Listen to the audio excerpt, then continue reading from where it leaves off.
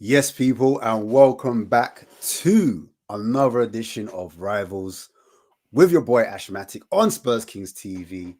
And we're going to be previewing the long awaited Premier League. It's been a minute, but there's some games we want to talk about. But before I preview the weekend, I've got another guest with me. Alongside me, I've got none other than Money Mitch in the building. Where the owls sleep. How you doing, my broski? You good? Yeah, not too bad, bro. Not too bad. Glad the Premier League's back this weekend. Yes, Ready to dive back in. Listen, there was a slight game though in between that. It was internationals. I don't want to talk about too much, but England played. When Jay comes, because Jay will come, we can talk about that Tuchel versus Southgate, because I know he was an avid Southgate believer.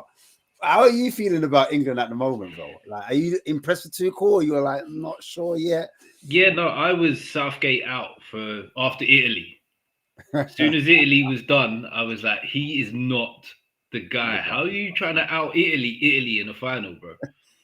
Like, let them rock up to Wembley, nick a tournament, didn't qualify for the World Cup either side of it, making us look silly at it. I was Southgate out for a while. So yeah, I think Tuchel's doing all right so far. Hey, big up to the chat each and every time, man. I'm gonna bring you guys up in the show if I can. If I'm a bit slow, please do forgive. This is a new platform, I'm still learning it. But make sure you hit that like button, please. It helps us to get seen. That's why every YouTuber's craving to see it like get hit. So up those likes, people. But yeah, man. I'm gonna do a quick one with you, and when the others come in, they can put their input as well. But there's been something floating around lately about a certain centre back by the name of Romero. And we discussed it yesterday on last night's show with me and Marlon, and it has to do with an Argentinian player, and his name is Cuti Romero, Christian Romero. One of the podcasters, I can't name him, don't really know his name. He's on DR Sports. He's come out and he said, you know what? Romero doesn't make it into the top 10. Oh, yeah. Do you know, didn't one of the guys say top 20 or something mad like that as well? He was going wild. He was moving mad. I can't lie. I said, yeah, listen, crazy. Man, them have to slow down. And he was like, Konate, nowhere near him. Talking about Murillo, quite a few defenders that were getting brought up. And I was like, wow, what? Not even top 5? Nah. He was just getting disrespected. I would say top 5's a conversation. You say top 5's a conversation? Top 5's a conversation. So who's your top 5? That's what I want to know. Who's your top 5? Yeah, I'm going to be biased here as well, by the way. But what are you saying, Dan Burn? Nah, Sven Botman. Yeah, and I'm playing. Sven Botman would be in my 5. So are we talking about, because there's two sides to the game, right? For modern day defenders, there's obviously on the ball and then there's off the ball, isn't it? Because that's what it is. The game's comprised of two things now. Now Botman's really good in possession. Do you know what I'm saying? Oh, have I not brought someone in? Hold on. Have I not put Tune in? I thought you was waiting for a special moment. Oh, sorry. I thought you had a big build up for him. I can see Tune waiting. You know what? Yeah, this hat is totally throwing off Ash. Like, he didn't know what headphones. It's the first time I've seen his headphones. I've never done it outside of like my own show. I've never done a show more times than anyone than Ash. And for him to say to me today, "Oh, those are nice headphones," I'm like, "Bro, have you got a haircut? Ash, did you know I'm light-skinned? It's like when the missus gets a little haircut, edit, and he's like, "You know, is anything new?" You're like, I need to get this one right. I don't know what's up. So I'm like, "Yo, like." Just, bro, what's happened with you? I was thinking in my head, did I say something before we came on? He was just waiting for you to take the hat off, innit? He was like, I don't like it. Take it off. It's better. I'll probably take it off and just get it back on. Yo, let me on. But Mitch, sorry, I interrupted, man. You was doing the top 5. No, it's cool, bro. Yeah, no, I was just literally saying, what is people's opinion of it? Like, we got. What the hell? What the hell? Right. I know it's Halloween coming up, but yeah. Ollie looks the same, to be fair. Nothing different there. Yeah. You merely you've got a new light. There's a new light. I was born with it. That's a Nigerian pain. I was born with it.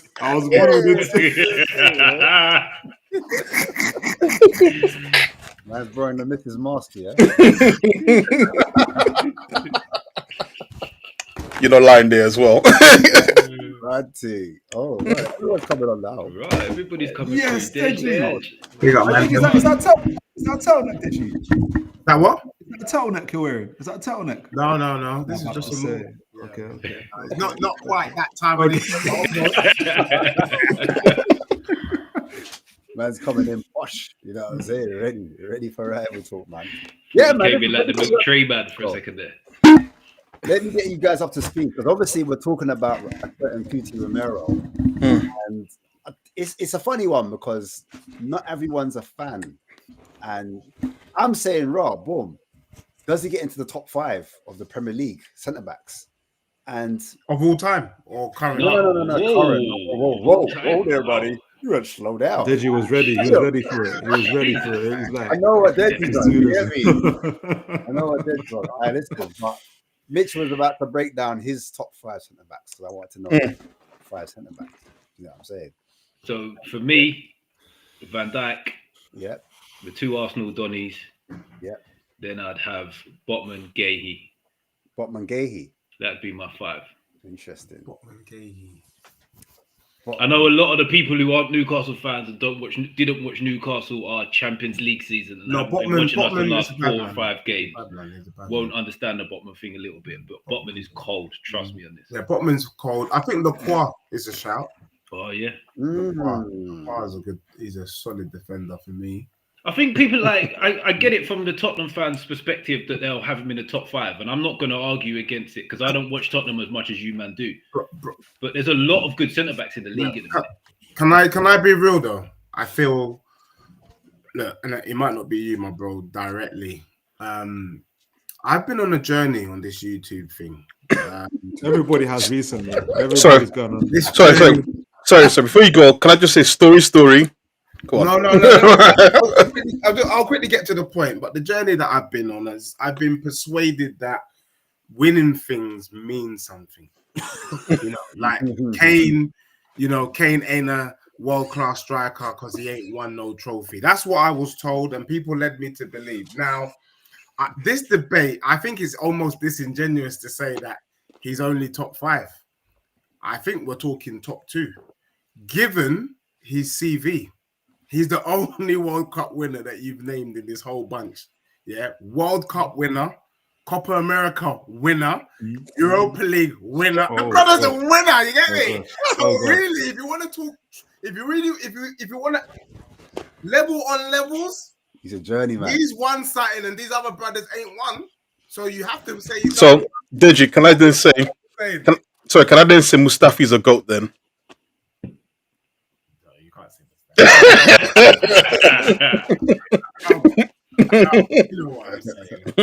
Because that's he's Romero. I think Saliba's legit, but what has Saliba won? Wait. Is for me Gabriel's the key guy for Arsenal. Yeah, I agree. Saliba. I would have Saliba. I mean, I'd have Gabriel over Saliba for me. Yeah, I agree too. Yeah, I'm not gonna allow that. But again, what has Gabriel won? It was, again, fair point. Player of the month, innit? Or man of the match. You ain't lying. Man of the match.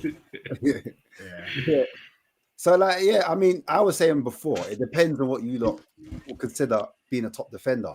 Do you put on the ball or off the ball as a priority? Because some of the defenders people think of, they're better at defending without the ball, and some are better in possession. Carry on. Anyway, anyone could.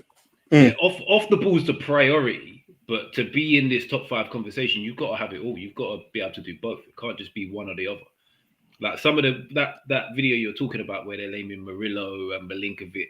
Yeah, they're good defenders, but they're good defenders in a defensive system. Like I'll look at the top guys that are left to defend one-on-one on a consistent basis and still bat it up. They're the top guys for me. If you can't be left exposed like that to have to defend one-on-one, you can't really sit in that conversation for me. Respect. Go on. So, go on. On one side, I do actually like Romero. I think he gets a lot of flack in terms of the whole he's aggressive and is a red card walking. When in reality, when you look at his statistically, he doesn't get that many yellow cards or red cards. I think it's something that we've sort of created to tar him. The problem with ranking him is the sins of last season and having such a horrific record in the league and number of goals conceded by Spurs. It's difficult to then put him in the top 5 when, based off last season's performance alone, finishing, was it 17th or 16th, wherever it is. I can't say your top 5 defenders, but at the same time, the season before, where you had a whole season to look at it, the team performed defensively so poorly. And of course, part of that is Ange's system, but sometimes you think a defender who's great should be able to sometimes make up for the deficiencies of a system, right? And I think last season showed that he couldn't do that. But again, I think it was him. Like also there was chopping and changes. There was injuries as well. So maybe I'm a bit unfair to him I think as so. well. I think But so. listen, I think he's a really really really really top defender. I just think that like there's times where his form just sort of dips, and Ollie, it. I, can I I ask a quick question? Mm. Change your headphones. No, why? You sound a bit clearer. That's all. Now carry on, Deji. Go on. I think that's a bit. Look at you! Oh, because I'm saying nice things about Romero. Man, You say that Romero had a hand in us winning the Europa League and surviving in the Prem, but also Romero that plays for Argentina is a different beast. I think the true measure of whether a defender is top is whether you would have him in your team. And if you would have him in your team, then he's legit. If you wouldn't have him in your team, he's not legit. So would Arsenal fans mind if they had Romero instead of Saliba? Yeah, you probably say they probably prefer Saliba, but I don't think they'd be crying if they had a Romero as a replacement. I would. That is a with Gabriel. no. Did you? Romero and Gabriel at the back. That's thug. That is thug life right there. That is too aggressive, man. My blood pressure will be rising every game. My blood pressure will be so high, expecting a yellow or red card, man. You can't have two thugs in the back like that, man. That's like, come on, man. I think Deji raises a good point. Like, if you'd have that centre back in your team, then you'd say like, okay, that person is legit. Do you know what I mean? Would you guys have him at Newcastle in your team? Yeah, because as much as I like Malik Thiaw, he's very unproven in the Premier League. Like Romero's tried and tested, so he would, yeah, for us at the minute, yeah. But the Thiaw Botman partnership's looking cold at the minute, so I'm not complaining that I've got him instead. And then I think our backups are class as well. Still, to be fair, like Dan Burns been class for the last 18 months at centre back. Yeah. Do you think Romero gets into Liverpool's team over Konate? Yeah, of course. Yes. Over Konate, yes. Well, because I was looking at this program. I don't know if you heard of it. It's called Lens. So what it does is, and this is towards what you said earlier around, what do you value in a footballer? And I'll send you the link for it. But the way it looks at it is like, okay, kind of it looks at metrics and stuff like that. So say like you value progressive passing in a defender, and say that's like really important to you. Say you then say, but I also want value tackling. You put that as really important to you. Playmaking maybe not as high because it's a defender. And then when you kind of put all those metrics together, it then shows you what, if you're just like, if you're through the eye test really, from your own eye test, and they kind of match it to metrics, what kind of footballers come up. So I'm just trying to make the website work, because I was interested to see what you guys were saying about that. Big up, Ching. What I was going to say. This guy just wrote in like, hey, literally. I heard man talking about Romero. Man talking about Romero with Saliba, and he said, "Yeah, no, I'm out." He literally was like, let me let the strip in this side down, and I'll come join. Yeah, it's always for me like it's always difficult like to match any kind of players, whether defenders or midfielders, because you then have to ask the question of like, okay, so in what system, and I guess under what kind of philosophy do you want them to play? Like, because I was watching, for instance, Romero. I saw the game you guys played against. Who was your away game? Leeds. Yeah. Like, I was really, really watching that game, and I really like Romero. Like, I was looking, I was thinking, how come people people really watch Romero? Because like he's very, very, very good, especially in one-on-ones. Very good with the through ball. Very, very important to your build-up play. Can go past the guy, so then you can disrupt the first line of pressure. And I kept thinking to myself, how come he doesn't get any ratings? I don't get why he doesn't get ratings. And I think people are kind of overly, I think Olu said earlier, kind of overly focusing on the yellows, and disciplines and stuff like that, which he doesn't even get as much as other defenders, to be honest. And you're right, especially if you are going to play a high line, which at times Tottenham do, a bit less so obviously than you did against Ange. So if your team plays a high line, then you're asking yourself, if the worst situation happens where my defender is in a one-on-one, or even worse, having to go down the flanks, having to defend either on the right or on the left flank because my fullbacks are up. Would I want someone like Romero in that position? For me, yes. I think he's good in that position. But would I want him necessarily? This is maybe a question for you because I don't know if this would happen. Say if Tottenham played in a low block, like you do at times, but say like you did at Nottingham Forest, you up against it, you're always having the header, block shots. Is he the guy for that kind of system? Like I don't know. He came from Atalanta in Serie A. Oh, then that answers your question. Yeah. He was a player of the season in Serie A when he came to us, and also he came under. He's certified then. He was played, huh? He's certified then. Yeah, he's certified, and he also played under Nuno as well and Conte. He's certified, man. So yeah, all of those systems that it was just obviously under Ange, injuries. A lot of injuries happened. You know that high line. Forest are getting it now, and Forest are getting it now as well. Murillo's picked up an injury with a hamstring. Their other centre back picked up a few injuries as well. So and they're being exposed quite a bit. So this just goes to show. Like when you do tweak a few things, it can, I remember Van Dijk when he got injured with Klopp. Do you know what I'm saying? They played the high line. And then when they lost Van Dijk as well, Liverpool just looked so vulnerable through that middle. And I think coming back to what we were saying, the importance of Romero, when we lost both Romero and Van der Ven, that might have been the reason why we went down so low in the table because we're missing two of our main starting centre backs. Do you know what I'm saying? Yeah. And so, yeah. And even if, like, so we had this discussion last year. Yeah. Who's mentioning Dean Huijsen and Zabani? But both of them went to PSG and Real Madrid. Like, so they must be pretty decent. I don't know if you saw Zabani against Barcelona. I thought he was brilliant. I'm like, he fits right into the Champions League stuff. So I think it just depends. Like, it's a lot of times it's like, who do we talk about the most and who do we kind of, I guess, banter about the most, really? But there's some ballers out there, and it depends on what system you're playing and what you want. I forgot who said, was it Digit said, like, if you were to have them in your team? I think that makes sense to me. Like, would they fit your system? Would they fit your philosophy? So I think from what you said about Romero, he fits like probably most systems and ways of playing, to be honest. The reason why I wanted to bring it up is because I'm looking at underrated players. Is there any players that you think are severely underrated in this league at the moment, where there's some players that are getting spoken about a lot, but there's a few players that are going under the radar, in your opinion? Great question. And everyone think about it, like, is there any under players like at Brighton, at Bournemouth, or players that even come into their first season? Because there's been a lot of expectation. We could talk about the flop in a second, because obviously, everybody talks about the flops, but I thought, right, let me just do a different angle, freestyle as well. But you know what? I've got a couple players. I actually think Brighton got a mad team, and not Brighton, Bournemouth.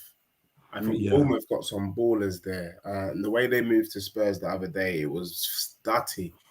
I think Ivan Nilsson could even be better than what we got up top in Solanke. I have to say, I really love the pressing, the aggression. I think Tottenham could do with a player like that. I actually think Minte is a madman. If we had Minte, don't make me cry. I'll never forget that stream. That brother there, Minte. Minty breath, bro. Like he's the next Mane. He's the next Mane. He's cold. I think Tottenham. Obviously, he plays kind of like the right wing, right attack. So it's Kudus' position. But there was a way to kind of get him into the Spurs squad. Shall I tell you something? Yeah, he's going to be better than Kudus. Yeah, like after this year, he's going to be better. Like he's going to be better. Yeah. Bro, Minte is a madman. I know someone who knows him. One of his bedrooms that I'm saying. He actually said he thinks Minte would come to Spurs if Spurs put in an offer. So he's just saying that to make you happy. On the right hand side. He just said that to make you happy, bro. He looked in your eyes and he just saw this. The last one, your ex is your ex. The last one though, and Ash, do you know the last one that I was legitimately thinking? Because for me, at the moment, I was thinking, I'm not sure if Solanke's got potential, but we're not sure. Yeah, Richarlison definitely not, and Mawani definitely not.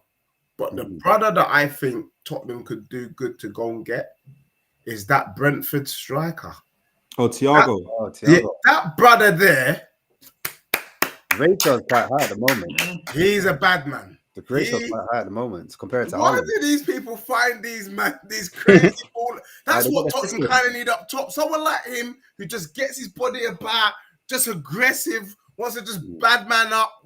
You know what I'm saying? Like, Chaos merchant, yeah. Different systems, though, isn't it? It's like just when you put him in a different system, is he going to be effective? Look at Solanke at Bournemouth, batting man up. yeah, it's true. Very true. Went to Tottenham, he's not done the same thing, has he? A slightly different system. He's looking different. Can I say one that's very left field? Go on. Danny Welbeck. You think he's underrated? Yeah. I think for if you want a serviceable striker in the Premier League, he's not going to score you 20 goals. He might get you 10 goals a season, but like in terms of like just running hard, working he's hard. underrated though. Like what do you think most people rate him at? And what do you think you really? Yeah. And so that's why I'm using the word underrated. Yeah, I'm not talking about like he's the best player in the league or anything like that. No, I think underrated. Who's underrated? Like in terms of like, because I think a lot of people, if you say Danny Welbeck, I don't think anybody's like laughing. Like but I don't think like when we talk about like no one ever talks about Welbeck until he scores, and then everyone remembers that Danny Welbeck still plays at Brighton, right? He's never like top of mind in terms of players that play in the Premier League. Okay. That's the reason why I'm saying like he's kind of underrated. Like Pedro more like João Pedro. Exactly. Do you know what I'm saying? Those type of players. So yeah. To prove there's no beef from me, could we say that Martinelli's underrated? I mean, he scored for Brazil. Chill. This week. I'm not falling for it. Our people is the kind of hysteria. I'm not falling for it. I'm just saying, you know what? It's international break. Deji. Let's all be friends, isn't it? Let's all be friends until the weekend kicks off. Deji, this guy has broken my heart for 2 years. Would I be expecting him to hit that 15 goals again? I'm not falling for it. Ash, I'm gonna send you the link to this thing, yeah, if you got time for it, because it shows the metrics for it. Because it might be different players that you guys think that come up and so. Let me send you on the private one. But for me, in terms of players, and mainly because obviously when you're looking for players, especially for the show, for me, Mateus Fernandes, the one that played for Southampton, and played for West Ham. Oh my goodness! Do you know I'm so annoyed that he's gone to West Ham? Like I can't. And then playing him at the wrong position as well. And they're playing at the wrong position. So annoying. It's so annoying, bro. Because you know, like there's a player there, and you're like, why are you playing when I'm on the wing? What's going on here? You know what I'm saying? Bro, he could have been the heir to Bruno Guimaraes' throne for us. Like, he's that good. Okay, I think Spurs should have put in a bid for him. I remember another Newcastle fan, Pete, mentioned him. Said that brother there needs to get got from Southampton. Literally a week later, West Ham copped him, and he was responsible for. He was heavily involved in West Ham's win against Forest. Like the man was just cooking. He's a baller. He's legit. Yeah, I got a Southampton fan on my show, and when we did bits about them at the end of last season, he was saying he's the only outfield player that can hold their head up high from last season. The rest of them just basically down tools at a certain point. What happened to that Sulemana guy? All I remember is Youngs. Oh yeah, Big up Youngs. Do you remember when he played at Old Trafford? Yeah, he just batted up Man United, disappeared. Euro got twists up that day. I was like, who is that guy? Oh my god, bro, it's like a welcome to the Premier League for Euro. He got twists up differently that game. Turned into a pretzel. All kinds of pretzels. Hey, you know. Wow. Sorry, Yums. Really? Couldn't be my defender. You know what's funny? I think every time Yums comes up, I'm always dissing United. Like it just happens. I feel like you've got United. This is on loop, bro. At this point, big up the panel though. Big up, man. Big up, man. Big up, Yums. I've actually got one for Newcastle, you know. I've got one for the Newcastle man then. Right. What, underrated? Yeah, underrated. I think your striker, Voldemade, man, might be legit. Yeah, we're pretty sure I'm not gonna lie, I've been cussing that brother. I know you've been watching my girl, but you know what? He's looking better than I thought, to be honest. I thought he was better out of the rest. You know what? I have this phrase, for this is a new one for Newcastle, and that is Strikers don't make Newcastle. Newcastle make strikers. There we go. Oh, here we go. They look at that. Because they have just because they had Aspria, all of a sudden look at his big head, man. He's just strikers going through problems. Has it been a long time since he's Faustino go no further than to Newcastle United, and you might turn him into a 20. Yeah, unless it's Michael Owen and he just gets hamstring injuries. Man's gone all the way to Michael Owen. Michael Owen. Michael Owen. Underrated. I forgot he played for me. Even he forgot. Whenever he talks about football, he never mentions Newcastle. Like, Oh man. So the Tottenham fans, yeah, you having who's the better one out of your centre backs then, Romero or Van der Ven? I was going to ask that question as well. I would say Van der Ven's the most improved. But in terms of on the ball, I would say Romero personally. Van der Ven's different. He's a ball carrier. And he when stands he gets square though. That's the only thing. His switch of play is not that great. You know what I'm saying? Big up Durad Diary Raid as well, man. Big up you, man. Big up. Can I say something about Van der Ven? Like the best thing that's happened to Van der Ven was Ange doesn't coach you anymore, because I swear to God, his hamstrings would have been done by like 26 if he keep playing that system. Because he's too tall and too fast to be sprinting as strong as he does, right, or as quickly as he does, and then put him in a high line system where he's having to there's no defending. It's just get back as quick as possible and make a tackle. No wonder the guy was getting injured all the time. Honestly, the best thing that can happen is that for the whole he's quick to not be a thing. Like, teach him how to defend. Don't teach him how to just run back. But there is a thing though that the Netherlands play him left back. Left back, yeah. And I think that's a shout, because Spurs at the moment this season, our Achilles heel is the left side. Really? The left side doesn't do jack. Who's on the left? And I almost feel like the doggy's on the left. Yeah, you don't rate him. He fell off, yeah. I think he's not the same, bro. Since Anthony. Well, what about Jed? He's a doggy. Jed Spence, I actually think is a better left back. I think he's better defensively, but Doggy's better going forward. But both of them don't get. Wait. What did you think of him on the right for England? Did you see the game? He looked all right on the right, but for us, he looks dusty. That's the problem. Yeah, no, I hear it. He looks. To be fair, who did England play in? No, but all right, Yobs, all right. We'll do that. Yobs, we'll do that because Skelly played on the left, and I didn't really notice him as much as I did Jed. And I think Skelly's better left back than Jed Spence. But when I watched the two of them together, I was like, Jed Spence is standing out more to me. He's shown a little bit more. I don't know if I was the only one to think that. Do you know what I mean? I think Skelly, it's easy to think Skelly is don't get me wrong, he's a young, very talented player. But it's easy to just get a disrespect out. Just get a disrespect out. Stop slowing it down. Just get a disrespect out. I know it's itching. They found a Roberto Carlos out here, and it's like, all right, cool. He's good. We know he's good. We can see the talent. Let the guy develop. Do you get what I'm saying? I agree. I think Jed Spence is probably a little bit further in his development than Skelly is, and so he should be. Do you know what I'm saying? He's more experienced, right? So when you're looking at both of them in the same position. Spence should be looking better, but just from the Arsenal noise, you would think, hold on a minute, Skelly should be better because he's a better. He's overrated.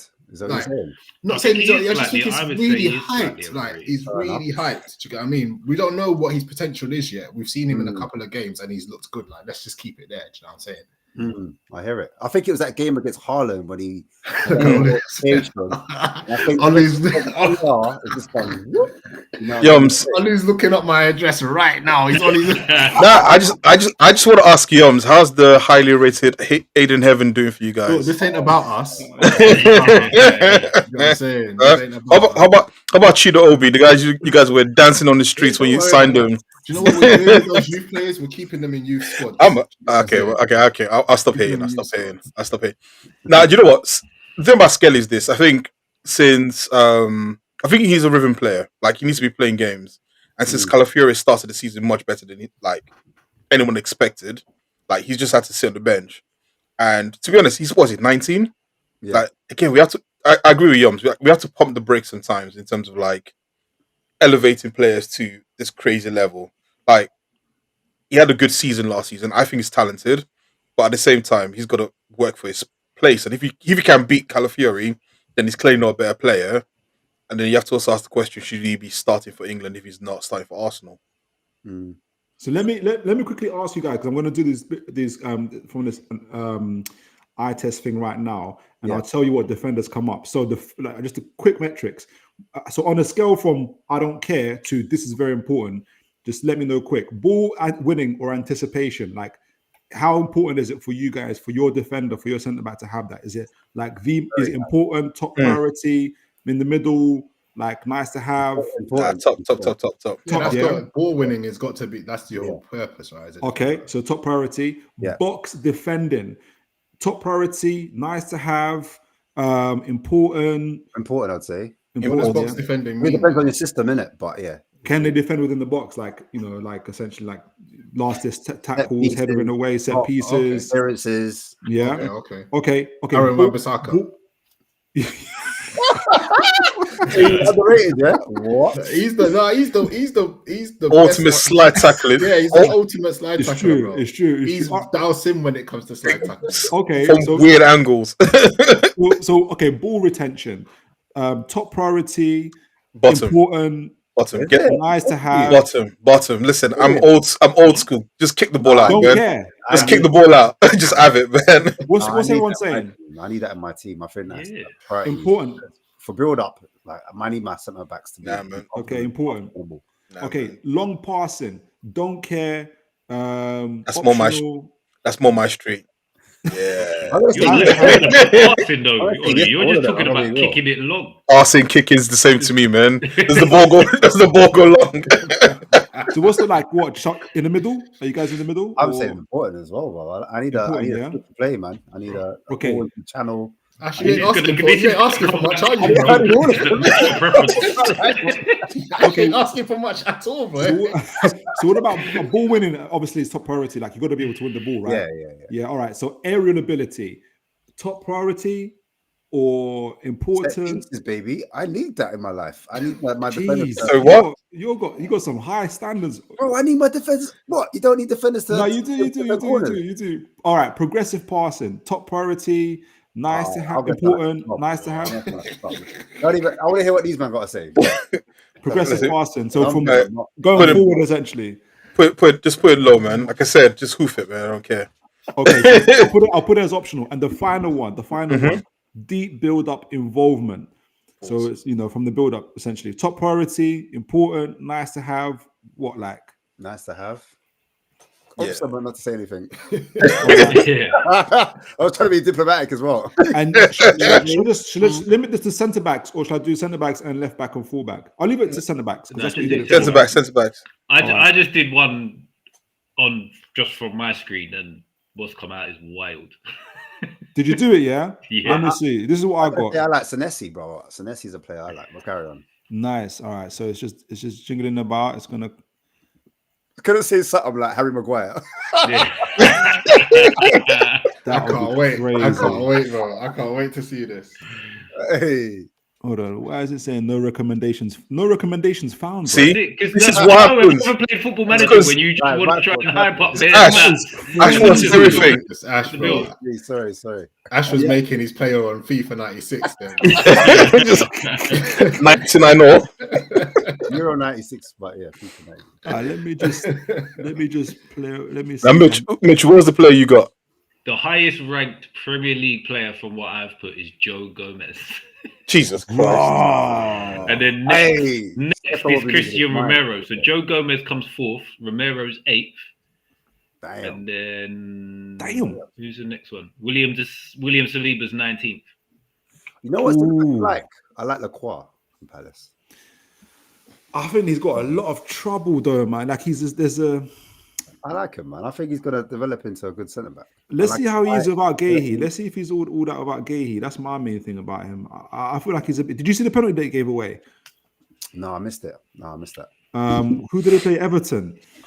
Yeah, I feel like he can be a little bit all over the place. Like if he's got good like things about him, but I think he can get short a little bit. Sometimes is he Is he? He's not. Is he is he supposed to be a proactive defender, or is he meant to be on the back foot? I can't tell, because when he tries to be proactive, he can get caught short, which a lot of proactive defenders can get. But I don't know. He looks. I don't know. For me, the jury's a bit out on him. I like his recoveries. I like his box defending, his attributes in terms of height and physicality. I like that. He's quite mobile. So type of centre back I think you can mould and get the best out of. Do you know what I mean? So I wouldn't be mad, but it depends on the system, innit? But go on, Yogs. I feel like back three's had some deficiencies as well, innit? That's very true. I agree. I feel like next summer, you know, like how this summer was the strikers' summer. Like everybody, there was a lot of strikers. Everybody. I feel like next summer is going to be that centre back summer, where there's going to be a lot of teams looking for centre back. But who needs centre back? Spurs, we're finding centre back. Yeah, I think Spurs are one of the teams that are all right. But Arsenal are good as well. Do you not think you could do with some cover, Spurs, at centre back? Do you not think you could do with some cover at centre back? Like, do you think we've got okay cover, you know? It's just maybe the left side of centre back. We're not too sure about the new Don, the Japanese guy. He's young, so we haven't seen him yet. But yeah, I hear you. Like a left side of centre back. If Mickey Van der Ven gets injured, I'm not too. What's sure. happened to Dragusin? We're not going to bring in. We're not going to bring right side of centre back. Sorry, Deji. Yeah, what happened to Dragon's birth? Dragon's Dragon's breath. I call him Dragon's breath, innit? This Dragon's breath. That's what I call him, man. man's referring to a guy like he's from Game of Thrones. You know? No, I would say that I would like us to get Mark Gay. Like if we were serious, Gay. It's fancy that Mark Gay, he's flavour of the month, but when we wanted him a year ago, is he all that though? Is he I don't think anyone criticized Mark Gay. You see, Eddie Howe's a But visionary, also in the last kind of 18 months, 2 years, he has kind of grown leaps and bounds. The other underrated player that we didn't mention is Tarek Mitchell. That's a shout. He's been decent for a while as well. He's been kind decent of consistent for on that left back role. So. But would you take him ball playing though to move to that different level, like with England where he's going to have a lot of ball? I think that's what lets him down. But who are the left back options again? Who are the left back options again for England? Well, they only picked Skelly as a proper left back this squad, didn't they? Because everybody else is injured. So Mitchell must go. If Hall is fit, I think it is in with a shout. Lewis Hall, he was playing for England at some point as well. How old is Hall? How old is he? He's 20 now, I think. 20. Yeah, about 20 now. Yeah, he's a baller. Are we are England staffed of left backs? Yeah, I think we are. You know, that's a mad one. England are actually stacked with left backs. Yeah, not no more. Bro, I never even thought about that. I heard Nketiah is Ghanaian now that he got qualified. Yeah, he is. He is. You know what? You know what? Big up the Ghana. Big up the Ghana. Nameless brother. My G. I set up to the door as well. He's no longer English. I mean, I got fully Ghanaian. Big up Ghana for qualifying though. That's a achievement, man. Swap the chips and pie and mash for what do you call it? Some jollof, boy. Yeah, I'm saying. Man, can I just throw a left spanner? It's a left spanner, but I really needed to ask this question and get you lot's view. So, a lot of people are telling me that we will know Wagwan for Tottenham in January in terms of how much we spend. I said this week that for Tottenham to show intent, to show ambition, they should be bringing in a Semenyo. And I got laughed off the stage quite literally. And so, sorry. Could Spurs bring in a Semenyo? Could you see that happening? I think it was serious. 70 mil on Semenyo sorts out the left-hand side at our club. I think Tottenham need to bring in the Kelia because Vicario's rubbish. And then we bring in a serious striker. Tottenham could be a serious team. But have you ever done I don't know why people felt that Semenyo you got on the left at the moment? Because he's an Arsenal fan. What does that mean? We got Odegaard on the left. Brennan Johnson has played at the left this season. We've also got Richarlison, who can play on the left. Tell as well, right? Who played on the left as well, but he's now saying he's a striker. I think the problem with Spurs and Semenyo is I kind of see where people are coming from in that. If you had gone for him in the summer, but the way he started off this season, he's going to have no short. Like, I reckon they're talking about Liverpool links have come out today, even though Liverpool just keep on wanting to buy forward players for some reason. Mine, isn't it? Like there will be no shortage of suitors across Europe for Semenyo. I think there will be. I think there was this summer. Competition. But there was shortage of shooters. I think there was shortage of suitors this summer. I think he's overrated. You think he's overrated? I think he's overrated. Yeah. I don't know. I think you think he's outperforming like what he's doing right now? He's overperforming. So you think it's a purple patch? Yeah, I think he's overperforming. You don't think what he did last season was good? Yeah, but last season was patchy as well, though, wasn't it? It wasn't like there was a consistent. He was like up and down last season. There was a bit and to be like top level, you need to be more consistent. How old is Semenyo? 25, 26? 25, yeah. Remember, Kudus is his Ghana Bedrin, Black Star World Cup, best friends. Okay, ask me this, Deji, how much are you paying for him? I think he's worth 70 mil, bro. But who was offering that in the summer? Who was going? Zabani went, Dean Huijsen went. Like Bournemouth sold a lot of players, like because people like who was really competing for him? Yeah, I think there were better options. United looked at him before we got Cunha. I think there were better options. What was that snigger that I heard there? My bad. Sorry, my bad. Which one of y'all kicked me? I thought you were to something else there. Nah, my bad. I thought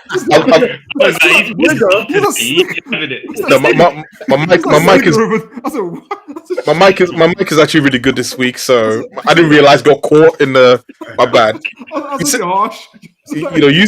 You said Cunha, and I just had to, my bad. Listen, let's not play Cunha. Play him like that. Listen, boy. Speaking of paying for overperforming players, yeah, Cunha and Bowen. Wow. All right, Deji, me out now about the whole Semenyo thing. Semenyo, I think what they're saying is Bournemouth are saying he's not for sale unless you pay over the odds, because we don't want to lose a player mid-season, and that price would be between 80 and 100 million. And he's not that. If you want to wait for the summer, then he'll be available for 70 to 75 million. And for what I've read about Semenyo, he said obviously he's an Arsenal fan. There's no hiding it. Doesn't matter though, in my opinion. But he said that he wants to play for a Champions League team. So that will depend on if Spurs will be in the Champions League. Do you think Spurs will be in the Champions League under Frank in the first season? I think if Tottenham get Semenyo in Jan, we will be. I honestly think he's the missing piece to our season for this season. But you can see, like, we are so lopsided in the way that we play our ball and attack. It's so toothless that Tottenham need to bring in a left-sided player, and I think it needs to be of a Semenyo type ilk if Tottenham want to finish top 4. But if we don't bring in a Semenyo, then we would be able to get top 4. Toon is winding up. Look at his face. He can't wait. He can't wait. I didn't say what I say. I didn't say. Hey, be careful how you chat to man. I'm third. You understand? Remember, the European champion. That's true. You could have Harvey Barnes for 40 in Jan if you want.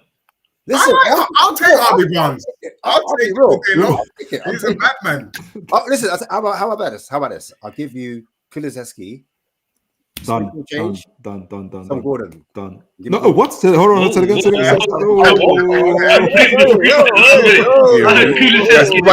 I might say done before you even knew the terms of the deal, man. Look. I'm sure you said Gordon at the end there. You don't want any Man United players now? No. You know what? On reflection, though, Gordon, if I could roll back the clock, I think I would prefer Cunha over Xavi. I think Xavi Simons has a lot of potential. He's got a high ceiling, but in terms of just needing someone who can just do, like, I just like Cunha's game, man, and I just feel sorry for him at United because the brother just looks like I ain't got no warriors around me. Do you know what I mean? Maybe Mbeumo's just running around. What are we doing here? Cunha's been injured for 3 games. What are we doing here?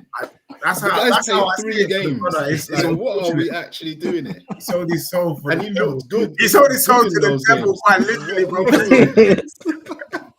The hatred is real. I saw something yesterday and they said how the worst signing this summer was Sesko. Yeah. What are we doing here? What's going on? They must have done them rankings like a couple of weeks back because I was looking at the list and was international like, rank. It's just international banter. No, but wasn't it though based on what agents felt? Yeah, agents voted. So it's stupid. Like so in reality, based on deals, like the structure of the deal, rather than it'll be that just what the agents feel about the deal. Like like but how much they're paying. The Sesko can't be the worst because we were influenced. Like Man United had to pay what? Because if Man United did this by themselves, that's why I'm more kind of critical of the Mbeumo deal than I am of the Sesko deal because we were competing for him. We gave a better offer than Man United actually. So. I don't know how many I could get blamed for that offer. In my opinion, it might be the wages plus like image rights and things that have been signed. His wages aren't even that high. That's the thing is, unless you qualify for the Champions League, then then it'll be worth it. Do you get what I'm saying? Like, look, taking United from what 15th or 17th into the Champions League, pay that man doing, a statue. I'm not saying that's what he's doing, but if that's what they're criticizing in the contract.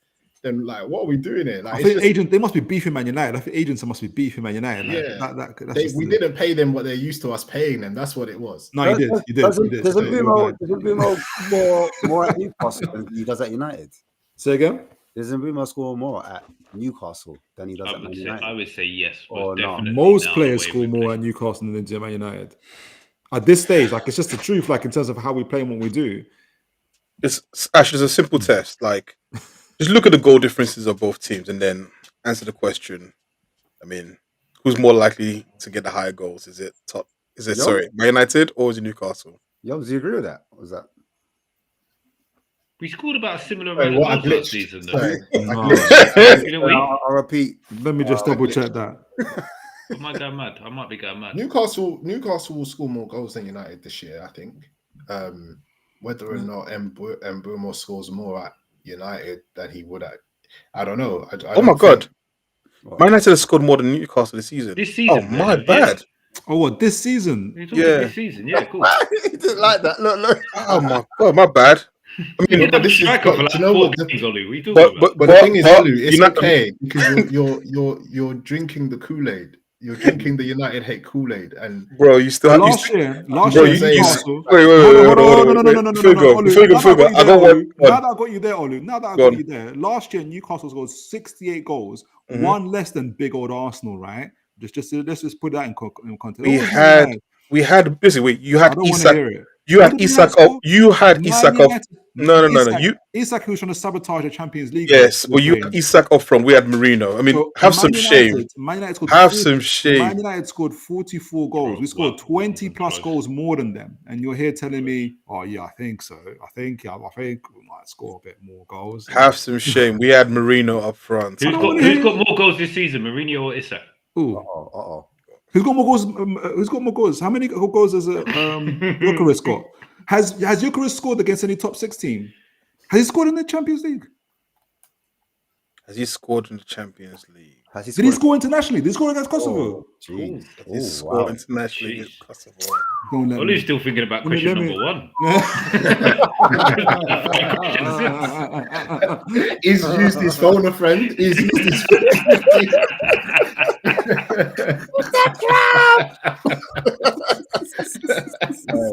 What's that say? I listen. 4. It's saying 4. When all that fails, sometimes you have to go for the low blow. I'm saying. What was that, Ollie? Was that you finishing second when you should have been finishing first? Is that what that was? Yummy. You bring my Nigerian accent now. You bring my Nigerian accent right now. Listen, I don't talk to people who have to scroll down and see where their team ended in the last season. Okay, please. Hey, yo, I've got a Samsung Galaxy Fold, bro. The whole thing. Let's talk about it though. Who's been the worst signing so far? Obviously, it's a review of the Premier League up till now. Do you know what? For all the hoo-ha, you've got to say Isak, and it has to be for all the hoo-ha, for all the palaver. But hasn't Isak scored though for Liverpool in the League Cup against Southampton? Is that count or is that? It counts, but nobody was watching. Also, bro, what we doing here? Like, Wirtz has been shocking, man. He's been okay, but has he been shocking? Because I'm getting two stories. Because if you look at some people would see him and say, okay, he hasn't got the assists, but he's given at least 3 or 4 chances people where they should have got assists. Yeah, but nobody cares when that's other teams. Yeah, no, that's but we Liverpool, do. That's we just do. Liverpool. That's just Liverpool media darlings. Like nobody cared about all the chances that Bruno made. Nobody said, "Oh yeah, but look how many chances he creates." People said, "Yeah, but they don't score goals." So let's be objective then. Let's be objective. Like, is Wirtz playing as badly as what people are saying he's playing? That's what I'm trying to understand. I watch Liverpool and I don't see how Wirtz improves them. I don't think it actually destabilizes them. Yeah. If anything, it destabilizes them. I don't see how their midfield and their build-up is better than it was last year with Wirtz in the team. But some men are saying that to play Wirtz, they should change their formation because they think it's a structural thing, the reason why they're losing. And the formation fans are coming up with, from what I've seen, is a 4 diamond, like the old school England team and the Odo. 4 diamond and the 2 up top. You know what I'm saying? That's what people are saying, where you've got Ekatike and Isak front 2. No Salah yet. Yeah, where's Salah playing? Raw. Because you don't give a man that contract and then don't play him. No, you do, man. It's the Aubameyang contract, man. That's what it is, man. Sign the thing. Man are saying, yeah. I actually thought it was a foolish contract to give. Of course. I said to Liverpool fans towards the end of last season, don't give that, but I don't know how you can give a 33, 34-year-old 400 grand. Because when you're in your 30s, early 30s, going into mid 30s, it's overnight where the drop off you just drop off. Look at Son. No one could have predicted the level of drop off that we saw last season, but the drop off was so mad that man was struggling in the MLS. Do you know what I mean? Like, it's mad. So, and it looks like it's happened to Salah. He secured the bag. They thought he was. And I don't think we're going to see the same guy again. But he's the Egyptian king, though, isn't it? Like, he's one of them ones where they know he'll go Saudi, regardless of how he plays. So they gave him the contract, thinking 1 more year, we'll pay him 400k a week for that year, and then he'll be off to Saudi. Do you see what I mean? He might even go in January. But this year could be very embarrassing. Like, do you know what I mean? Like, it could, if he continues down this vein, and if Slot sticks with his, because this might be how we remember him, like in terms of like how. Ooh, that's a bit harsh. That's a bit harsh. Sorry. Two-time Premier League winner. No, but coming. He's up there with the Thierry Henry's. Chill. Is he better? Hey, no. I love when people say this. Why do you guys defend Henry so much? No, it's not that. You know you guys love him more than he loves you. Wait. You guys love him more than he loves you. That's fine. That is an abusive relationship. But still. Now, the question I always say when people say this thing about Salah or Henry, I always ask this question, truthfully. Is Salah a better player than Wayne Rooney? What? I'm saying we know that he's completely different positions. No, but I'm just saying, like, when we're ranking them, when we're ranking players, we just rank Salah higher than Rooney in the Premier League. How do you rank them? What's your metrics? Because people are saying Salah is like it's now between Salah and Henry, and I'm like, well, we're skipping some players who in that ranking we should be looking at, and I think Rooney Salah is a better comparison than Henry Salah, because I think Rooney for me is one of the greatest Premier League football players of all time. But I think he's better than Salah. I think the reason why is because Henry could play that kind of wide, albeit on the left-hand side, but played that kind of wide wing forward almost. And Salah's obviously playing the wing forward on the right? I think Rooney played 1 season as a centre forward, but played as a 10 most of the time at United. And I saw, for me, he's been the best 10 we've ever seen. You played him on the right-hand side at one point. We played him everywhere. We played him right, we played him left, we played him... Exactly. I'm sorry. My comparison will start with Rooney. I don't think Salah's a better player than Rooney. So when it comes to Henry, it's like, if people don't think Rooney is better than... If people can't think Rooney is better than Henry, then how can Salah be better than Henry? I think it depends on what you're comparing, though. Yeah. I'm talking about GOAT status here. We're just talking about GOAT status, and I'm just saying there's a pecking order. It's a good question. About GOAT status, he's won more than Henry for talking about GOAT status. It doesn't matter. I'm just saying. Then listen, Rooney won more than Henry as well. He's got better records. So did Rooney. No, but we're talking about Salah. Rooney scored more goals than They were Henry. Rooney and Rooney Salah wanted got better records than Henry in the Premier League. exactly. So if people can't say Rooney's better than Henry, then how can they say Salah's better than No, Henry? I'm saying that both Rooney and Salah have better records. If you're doing this GOAT statistic thing, but both Rooney and Salah are better. Get the records. I'm saying, do you class him as better than Henry in the Premier League? Do you class him as the GOAT? It depends what your metrics are. What are you measuring them by? Forget the metrics. I'm just asking. Rooney gives you more Yeah. than Salah. Rooney gives you a lot more than Salah. But if you're talking about somebody who, like, I mean, it's difficult because Rooney scored a bag of goals as well. But if you're talking about somebody who's just going to be year in, year out, consistent goal scoring, like, there's only 3 players that enter that conversation for me, right? And that's Shearer. That's 4 players. Now that you reminded me of Shearer. Fuck's sake, that had to be a Newcastle one in there. But Shearer, Henry, Salah, and who was the other one I was thinking of at first? Salah, Kane. Yeah. We see now we'll forget another player, Andrew Cole, who scored a bag of goals as well. Yeah, and only scored one penalty. And all of that. So what I'm saying is, like, when we're doing this Salah thing, right? I'm just saying there's a whole bunch of players we keep skipping over in terms of not having this. Yeah, we're not having a discussion about actually is he better than in terms of GOAT status. I'm not just talking about in the same position. I'm just talking about GOAT status, regardless of position. He's a goal. Is he better than Andrew Cole? Is he better than Shearer? Is he better than Harry Kane? Is he better than all these guys? Because he's up there with them. But when people say, "Oh, is he better than Henry?" Now I'm just the reason why people are comparing to Henry is because they're comparing him to who is considered the GOAT, innit? Like when you compare, like I don't know, for like when you're comparing rappers, for example, I'm gonna compare you to Tupac or Biggie, and I'm not gonna say, "Are you better than like somebody who is better than Jadakiss?" Are you Lil Pump? Do you know what I'm saying? Like, so they're comparing Salah to Henry because are you better than Deji? He's rapping during the Tottenham games. The GOAT has spoken. But is there any players you think that are overrated then? Sorry, can we come back to the flop thing? Archie Gray. Because no, wait. Can we come back to the flop? Can we come back to the flop signing things? Because there were a couple of names that I actually put in the chat that we chose to ignore. Right? It was Wissa, who's not played. He's not kicked a single ball for Newcastle. That is crazy because he's on the last year of his contract as well. Exactly. I'm just giving you. I'm helping you there. Dud, bro. So cute, man. Then there was Elanga. There's Elanga as well who can get an assist or a goal. Wait, if we were doing what we was just doing with Verts, we do the exact same thing with Elanga, by the way. But I'm gonna put one. I'm just gonna put someone who I always thought was super overrated. These are all Newcastle players. No, it's not a Newcastle player. You're lucky. It's not a Newcastle player. But I think I always thought it was super overrated. I'm happy it's happening now, and that is Douglas Luiz. And I know he's in the Ange system. Ange isn't playing him, but I never liked Douglas Luiz. And they signed him, and the guy cannot kick a ball for them. I think he's going to be the biggest flop of the season. So who plays instead of Douglas Luiz then? Anyone right now.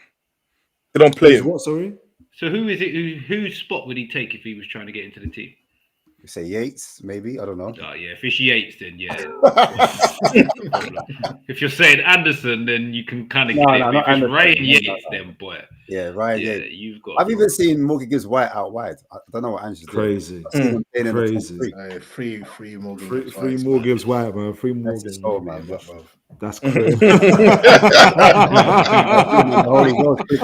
Free him up, bro. That's gonna be. I can't wait to see Premiership years 20 years from now. It's crazy though. It's crazy the little afro that he got. Mental. Was there any players that you lot think are overrated that people has gone crazy over? You're like, right, I don't even think he's all that, man. Semenyo. Yeah, the Simon was Semenyo. So that's for me. It's hard to deny him this year, man. He's been out. He's outside this year, bro. Like he's doing what needs to be done. Is it fair to say? I'm not trying to be like funny here, but like, is it fair to say? Just hear me out. That Eze is a little bit overrated. Just a little bit. Relax. Just a Let it little all. bit. Let it all work out. Let it all work out. Let it all work out. Relax. Yeah. Listen. No, you Listen. didn't. Are you Hear me watching? out. Listen. Are you seeing guys just shimmying players? I He's know, not no, moving. no. I'm not saying he's rubbish. When I'm saying overrated, I'm not saying he's rubbish. I'm saying what people think he is. Because sometimes I feel like people are speaking about him like he's going to bring Arsenal the extra 10, 15 points. He's going to do, and he's never played for a club this size, never chased Premier League. He's got the picky afro. It can't be me. That's a bad man. No, he's talking about Morgan's White now. You see, the one time my light-skinned brother has picky afro, they're on him like that, yeah. But I was like, I just think he hasn't played in this kind of situation before. He's very skillful, we know that. But like, how good do you guys think he actually is? What level do you think he actually is? And do you think it is? Who is it? Yeah. Like if okay, I is he think as good? Is he as good as Elise? I'll let Deji answer that. Go on, Eze. Eze, is he as good as Elise? No. I think he's got potential, but he's made a mistake. How can he be? He's 5 years younger than Elise. Wait. You made a mistake. Yeah, I like with football, I've come to learn over the time. Sorry, I got to give you another story time. Not all moves and all clubs suit all players. Yeah. So, for example, had he stayed at Crystal Palace, I reckon he could have gone on to really impact the league, or a club like Spurs. Dare I say, he would have been a legend. But at Arsenal, he's kind of moving sometime-ish at Arsenal, and it can go one of two ways. Obviously, he could either kick on, or he could just end up just floating around, which is what happens to a lot of Arsenal players. They're just there. Look at Martinelli and the way he fell off. So for me, I think it's risky. So I feel like Eze won't reach his full potential, which is a shame. This is I can't have this. No. Right, listen, let it all work out, man. Listen, just because you got a little Bow Wow playing for you right now doesn't mean you should be. You should talk about Eze like this, man. I'm just saying, bro. Listen, bro. All I'm saying is that right now with Eze, we're playing freestyle football, man. That's what we're doing with Eze. It's just street ball right now, man. We just got the man them on the pitch right now. Yeah. Bring on black excellence on the right hand side when he gets out back from injury. You got Saka as well. Someone said Saka's overrated. Yeah, that was. Listen, everyone at Arsenal's overrated. I've just accepted it now. Like, you know what I mean? Everyone's overrated. I actually think you guys are massively overrated Madueke now. Of course we are. Yeah, massively. Of course we are. Like he's doing the same stuff he was doing at Chelsea. Like he beats his man well, but he's got zero end product. Yeah, but listen, call him the reverse Jacob Murphy. Everything but the GA, bro. That is I like that. Oh man, it's the Arsenal hype, man. That's what we do, man. Our PR are strong, man. But with him, was it because the expectation was so low? Like, man was all signing petitions and like trying to get it. Yeah. Yeah. But also when Saka got injured and he played, and he actually looked like he was willing to, like he was creating chances. I think it was against Nottingham Forest where he just had the left back on toast.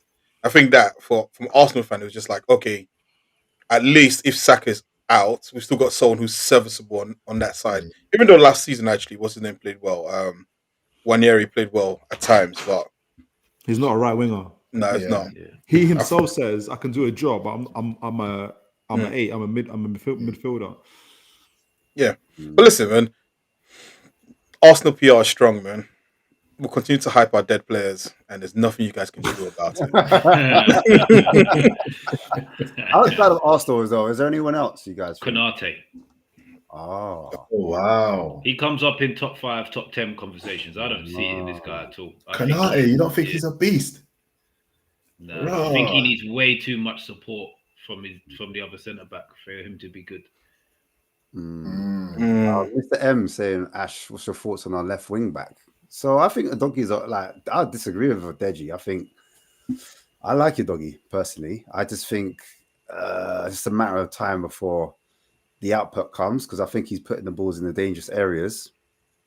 But different to Spence. Spence obviously he's got a right foot. The dog has got a left, so it's more likely to go on the outside. I think that's a different dynamic there. But yeah, that's my thoughts on the left wing back situation for Spurs. But we're not really playing with wing backs; we're playing with full backs at the moment. But in terms of overratedness, no, I'm just trying to think what players been overhyped and kind of let man down. It might have to be Wirtz, to be fair. It might have to be Wirtz. Because the reason why I say it might have to be Wirtz is because I'm not just talking about, like, I'm not expecting loads of goals from him. And it's early in this part of the season. And he has done some flashes of things. But I don't know. I was expecting a bit more penetrative passes, passing through the line, him disguising his passes, being a bit more cunning. So I wasn't necessarily expecting him to dribble past 3 or 4 players or what. Maybe it's the step up into the Premier League. And the physicality is taking him by surprise even. And he's that, like we said before, the system in terms of Wirtz, maybe the system's not working out for him, but I just don't know where to put him. I don't know if you should put him in the middle, if you put him out wide. I don't know if he's as effective out wide because he's quite diminutive. Even though he played there for Bayer Leverkusen. Different league, man. Sancho. Yeah. It happens. It happens, man. But that name alone gives me shivers, bro. Even balloons. Even now, like he's still in the balloons and madams. He's gonna something on his neck, bro. Like it's crazy. Yeah. So someone is going on about Saka, right? In the thing, this Tottenham Ranger guy. Listen, if Arsenal played Tottenham tomorrow and they said Saka wasn't playing, you'd be dancing in your pajamas, okay? So talking about he's overrated. That's the litmus test. When people talk about Saka, I'm like, would you rather play Arsenal with or without Saka? Facts. Yeah, I hear it still. So when you say he's overrated, just remember that. Yeah. You know what? Even saying overrated for Wirtz, maybe I was just a bit disappointed. Maybe that's more hype, isn't it? There's no the hype in it. So it's just when you hear the numbers as well, right? Like he had a great season, and then when you hear like the 100 and however much did they pay for him? 100 million or something like that. 113, I think. Yeah, like when you hear those kind of numbers, you're obviously expecting like craziness to happen on the pitch and it straight away, especially going into the team that's just won the league. It's not like he's going into a struggling team. He's going into a team that's just won the league. You're expecting madness, and then you're hearing the other players that are coming along with that, like Isak. You're hearing all of these players, so you're expecting, he's going to be the one that's going to tie it all together. Do you get what I'm saying? And that's just not really worked out yet. But it's still early. Who knows, isn't it? So can I throw some Bill? As much as I don't want to throw in some Bill, can I just throw in some Bill? Modric was at one point was voted the worst ever signing in Spain when he signed for Real Madrid. Like 6 months, they voted him as the worst ever signing. And look what Modric achieved, right? Like, I do agree for the money and for the hype, because I heard, listen, some people were saying he was going to be the best 10 in the league, and it's like, okay, show us. Like that brother looks like he should be on the bench, but at the same time, we have seen likes of even Perez at Arsenal. First season was horrific. Like the guy looked like he shouldn't be playing in the Premier League, and I think he sort of set the standard in terms of second season, like getting better. Like, let's see where he gets to. But yeah, I mean, he's massively underwhelming because I don't watch Bayer Leverkusen. The only game I watched was, I think it was like the last game they played when they won the league.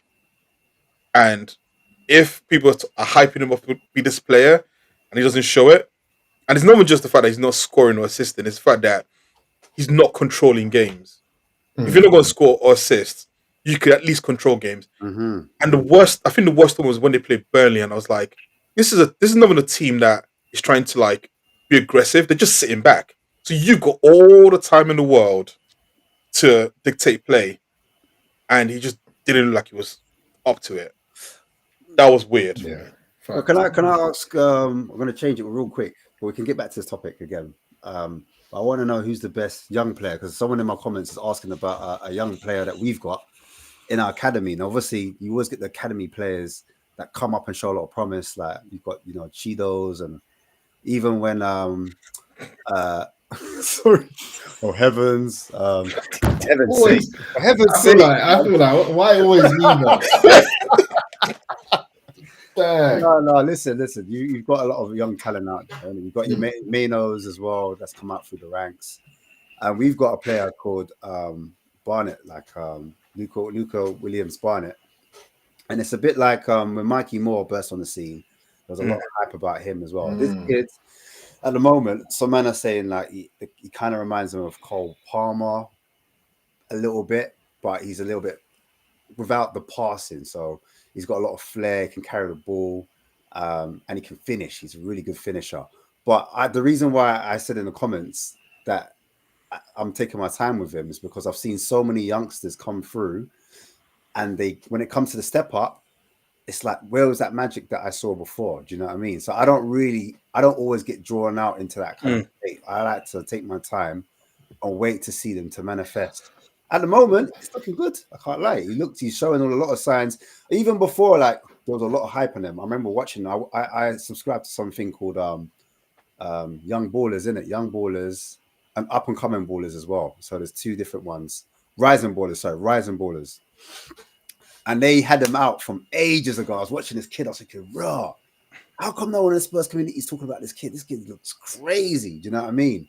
But like I said, sometimes you just have to wait and see what that player grows into and how he manifests and how he develops and what environment he comes into as well. Because I think the environment is very important. But I've waffled on too long.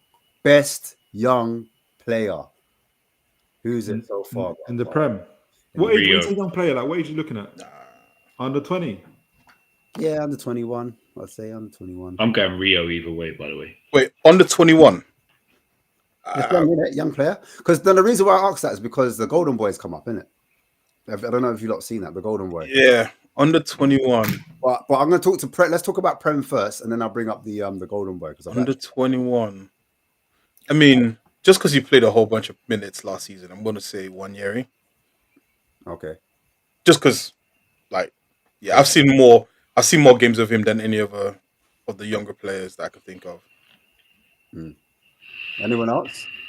Let me see. I'm trying to think under 21 because I would have gone younger though. I would have gone. When I think of young players, maybe I'm thinking more just breakout. I'm thinking of people who we haven't really seen much of. But I'm talking about in the Prem at the moment. So I'm talking about in the Prem at the moment, like young players, 21 and under. Yeah, I like Wharton. I think Wharton's. He's under 21. Yeah, he's 21. He's 21. Crazy. 21. I was actually going to chuck Wharton out when we was talking about overrated, underrated. I was just going to say where do you guys put him in that conversation? So here's a list for the Golden Boy, isn't it? Official 2025 finalists, 25. I like you. I've got to say, I know you man was talking about him earlier, but I really like Lenny Yoro. I think he's a really, really good defender. Really clever. He's good with his passing. He's got pace. I like Lenny Yoro a lot. But I do obviously have my United glasses on with that one.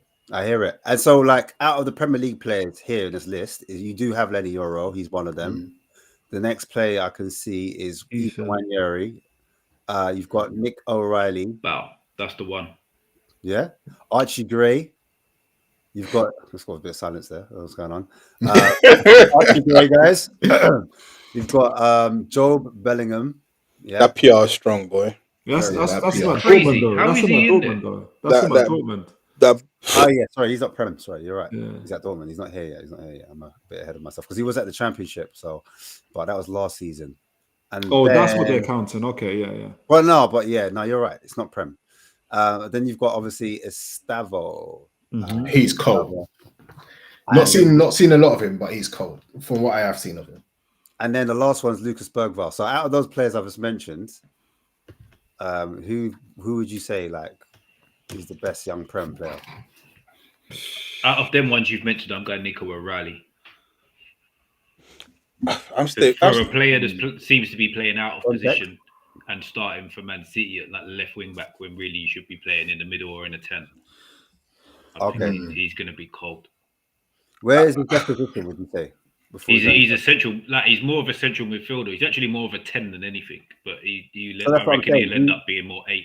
Do you think he'll develop into a 10 eventually then? I think he'll end up developing into an 8 just because of his physicality, and I don't think I don't think 10s are proper 10s. I don't think they'll be around. Can I add to the list? Sorry, go on, Mitch. Go on, sorry, Mitch. No, go on. I was done anyway. I was gonna say because I think Give Me Sport named Premier League players. They gave us 20 just to add to it. So Mateus Tel at 20.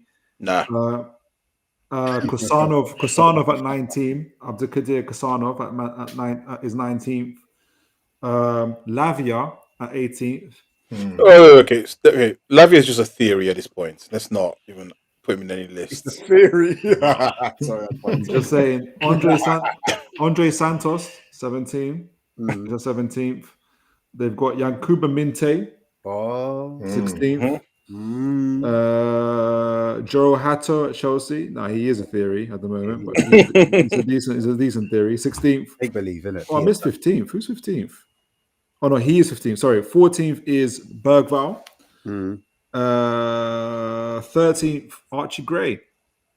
We're kind of cheating by reading this out, but go on. 12th is Lenny Euro. Yeah. Oh, Yoms. Oh. I think you're gonna like 11th. 11th is Garnacho. Oh. Listen, I think Garnacho gets a lot of disrespect, to be fair. Honestly, I agree. Can get out of my club, but I think he's got talent. 10th is Lewis Hall. Yeah. 9th is Kobe Mainu. 9th is probably about for me. I think he sits in the overrated bracket for me. Wow. I didn't realize, but Savinho's 8th. I didn't realize it's under 21. Savinho. Wow. Savinho. Oh yeah, of course. Yeah. I didn't realize that. 8th. Wait, how's Savinho 8? He's done nothing. What on earth has Savinho He's done? done more than. What did he do? What did they got him for? They've got Savinho 20. Remember, they're looking at Savinho. If you got Savinho 8, how on earth have you got Garnacho 10th or 11th or wherever he was? That's just bonkers. He's done way more in the Premier League than pretty much anybody we've named so far. To be fair, can we stop arguing about ass versus cheeks, man? Come on, continue the list. They've got what? He's got 29. Okay, so for Savinho's stats in the Premier League, 29 games, 1 goal, 8 assists. What's Garnacho got? Sorry, I had to go back just for got more than that. He does though. 93 games. You're right. I'm 93 games, 16 goals, 8 assists. You're right. And he's won games. Like he's won games single-handedly at times. Do you get what I'm saying? He's come up with last-minute goals. Like I just think that's a bit weird. I hear that. Esteval comes at 7th. And he's definitely not. What's he done? He's done nothing. Played like 3 games. He's got a lot of 2 games. Yeah, bro. One year he's 6th. 1 year he's 6th. Nah, What's man. he done? 9 goals last season. Okay, for guys in his first season. No, I've got 4 We're not talking about what he's done in trade. Overall. Yeah, just got 9 goals overall. Oh, come on. I did 4 goals in the. Sorry, I'm going to argue this. 4 goals in the Premier League, 3 in the EFL Cup, and 2 in the Champions League. That's right, in the Champions League as well. Okay, my guy. Rico Lewis is 5th. He's above him. 4th is Milos Kerkez. Oh, I forgot he was. Remember, we're thinking of Kerkez at Liverpool, not Kerkez at Bournemouth. Who would have thought we'd have been saying that? That's another side. That should be that's crazy. Adam Wharton is 3rd. I can't believe he's 21. He looks like he's 28, bro. That's why I was surprised. He's done the rounds. That's crazy. Right. So, 2nd is Miles Lewis Skelly. And number one. Oh, that's interesting. But stop with the suspense, man. Come on. Carlos Baliba.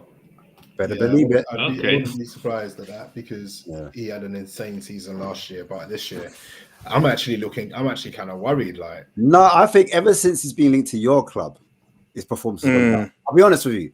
I think the speculation has rattled it. You reckon it's not even like to disrespect. I'm not even doing it like that. I mean, as in like sometimes the player can be unsettled because they're linked. Full disrespect. But the thing is, the transfer window is until January. Why is gone now? Like, summer window's gone. Like, why are you still affected? What's going to happen? They're going to sell you in February. Like, it's not in February. And Maybe then, he's asking his agent, they told me they're still interested because he's young, isn't it? So maybe he's looking at that as a big he should move. know. Look, Caicedo wrote a letter. Do you guys remember when he wrote a letter? Yeah, I forgot about that. And they still didn't let him go. A handwritten letter, bro. I need to feed my family. Bro, don't give a monkeys, bro. Feed your family, bro. Yeah. Apparently, when we approached Brighton, they just didn't even give a figure. They just didn't. They just said, "Nah, like there's no point." Wow. Like, give us your number. Like, everyone's got a number in it. Like, nah, not us. So yeah, it's a bit mad. So what? Who's your best young player? So has everyone said they're young player then? Is everyone like yours is Euro, right? In terms of in the league or at United? In the league. In the league, I would go Wharton. You got Wharton. Yeah, and I then think he's Mitch, who's yours? Well, off that list just read out, I'd go Wharton. Wharton again. Yeah. And then two. Wharton, Belieber, Garnacho. Wharton, Belieber, Garnacho. I'm gonna say Lewis. I am gonna say Lewis Hall, not just because he's a Newcastle player, but he's. I knew he was gonna say. I knew he's just thinking of Newcastle under 21. Brain don't fail me now. When he said it out, he was like, "Oh, I know." You know what I'm saying? Let me remind you: Champions League qualifier, League Cup winner, Lewis Hall. Lewis Hall, and England senior. Now at 21, so just you know what I mean. Just keeping it light. I hear it still. Go on. Yours, not yours. Olu. Who's yours, man? When you're he heard Lewis Hall and checked out.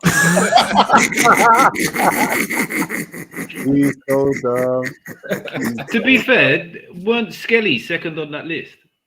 Skelly's like second or third or something. Lewis Hall was a better left back than Skelly. So what's the list got to do? You're gonna make Olu leave again. Yeah. So, I don't care. That's not even bantering. Lewis Hall for me is a better left back than Skelly. Fair enough. I know that he's better than Lewis Skelly, but the Arsenal PR don't know that. I'm trying to think because I prefer Wharton over Belieber, but they're different profile, don't you think? Yeah, slightly. I think Belieber's more box to box, but Wharton's more of a pass merchant. Do you know what I'm saying? Yeah. If you have them both in your midfield, you're cooking. Jeez Louise, you're cooking. Yeah, definitely. I'm just saying there's a possibility. Dreams can come true. But for me, I don't know if anybody else thinks this. I think Wharton works without a Belieber, but a Belieber doesn't work without a Wharton. You think so? Okay, but like if you don't have say like a profile of a Belieber, I think Wharton needs that. A bit like Pogba needs N'Golo Kante, don't you think? Or I think Wharton needs something physical next to him. I think so too. Like physicality next to him. He doesn't he sometimes play next to that albino kid at Crystal Palace? What is going on here? Whoa, talking physicality. Sorry, but I just completely forgot his name. Will Hughes. That's it. Will Hughes doesn't even play next to Will Hughes. Things are out of the window. Is that phase? That phase in disguise? You phase. I forgot where I was for a minute there. To be fair. Oh man! Well, Mark Hughes, not Mark Hughes. Mark Hughes. Will Hughes. Will Hughes. Yeah, that's He doesn't need like he plays next to do you know what it is? What's that black brother next as well? He plays next to, I forgot his name. There's another Crystal Palace player he plays next to as well. He's physical as well. I think they got Lerma as well. Lerma, that's it. He always plays with a physical player next to him. You know what? Because he always plays with a physical player next to him. Hughes and Wharton, I've seen them paired together like numerous times. Yeah, and Hughes is more the more physical one. Yeah, but he's not really. You wouldn't really put him down. He's more the dog's body. Hughes. Wharton's not a complete midfielder. Like, you don't want to see him chasing back and doing recovery tackles. Not the greatest, and especially knowing spacing behind him. He hasn't worked that out yet. Like all the clips we always see of him is him passing forward and spreading the play. You see him off the ball sometimes. He's looking crazy, bro. Not crazy. That's a bit harsh. That's harsh. But no one can be the complete midfielder. I think players like Steven Gerrard ruined it for a lot of people because they're just expecting every midfielder to be like that, like to that level type of thing. But or Sandro Tonali. Or Sandro Tonali. There we go. All We this need shit. Olu. We need Olu back on just to balance you man out, bro. Who would you say the last bit though out of this most rated or underrated or overrated? Who's the most hated player out of all these guys, man? Probably Verts. But by all clubs. Yeah, both. Yeah, that's why it has to be hated, isn't it? Joe Lennon. Everybody hates Joe Lennon. Everybody. I think even some Newcastle players hate Joe Linton. Some Newcastle players are scared of Joe Linton. I remember watching a pre-season game where I think Joe Linton messed up something, and Gordon was about to say something to him. Joe Linton turned around and Gordon pretended like he was talking to somebody else. I said, "Oh, me and my mate were busting up, bro." It was like, "Oh my days, bro." That's a madness. That was a mad one, bro. To be fair, I think the most hated player is Bruno. Isn't it Bruno? Not Gomes. Fernandes. Bruno Fernandes. Fernandes. The hate that this guy gets is unreal, bro. And it's just like this guy has consistently performed. I just don't understand it. I don't get even it. your own Like, fans hate him. Like yeah, Man United fans. some United fans, And it comes like it's a 50-50. but they're split. drinking the Kool-Aid because they like United have this thing of needing one player to blame. Yeah. Do you know what I'm saying? And it's just whose turn is it next? Like I'm hearing people saying we should have sold him. I don't get how you sell the only person that's actually doing anything in the team. Like especially last year, the only person who done anything of any notoriety for the entire season was Bruno, right? And we're telling you, oh yeah. But you know what it is? He's got that face that you want to punch, isn't it? That's what it is. He's just got one of those like ratty type of faces. Do you know what I mean? And it looks like he's always moaning. He's not handsome. Yeah, he's annoying and moaning. But he's He's not kind of fairy level. He's not. he's not gonna find himself in a Head and Shoulders advert now. Hey, respect the left back, man. Gyökeres, like you see Gyökeres. When I talk about Gyökeres last week, yeah, because I said he's got a bad touch. The fire that went up, I said, broski, if he looked like Shamak, you'd be saying, oh, that he's awful. Facts. And I'm like, come on, man. But Havertz gets stick, but Havertz can play.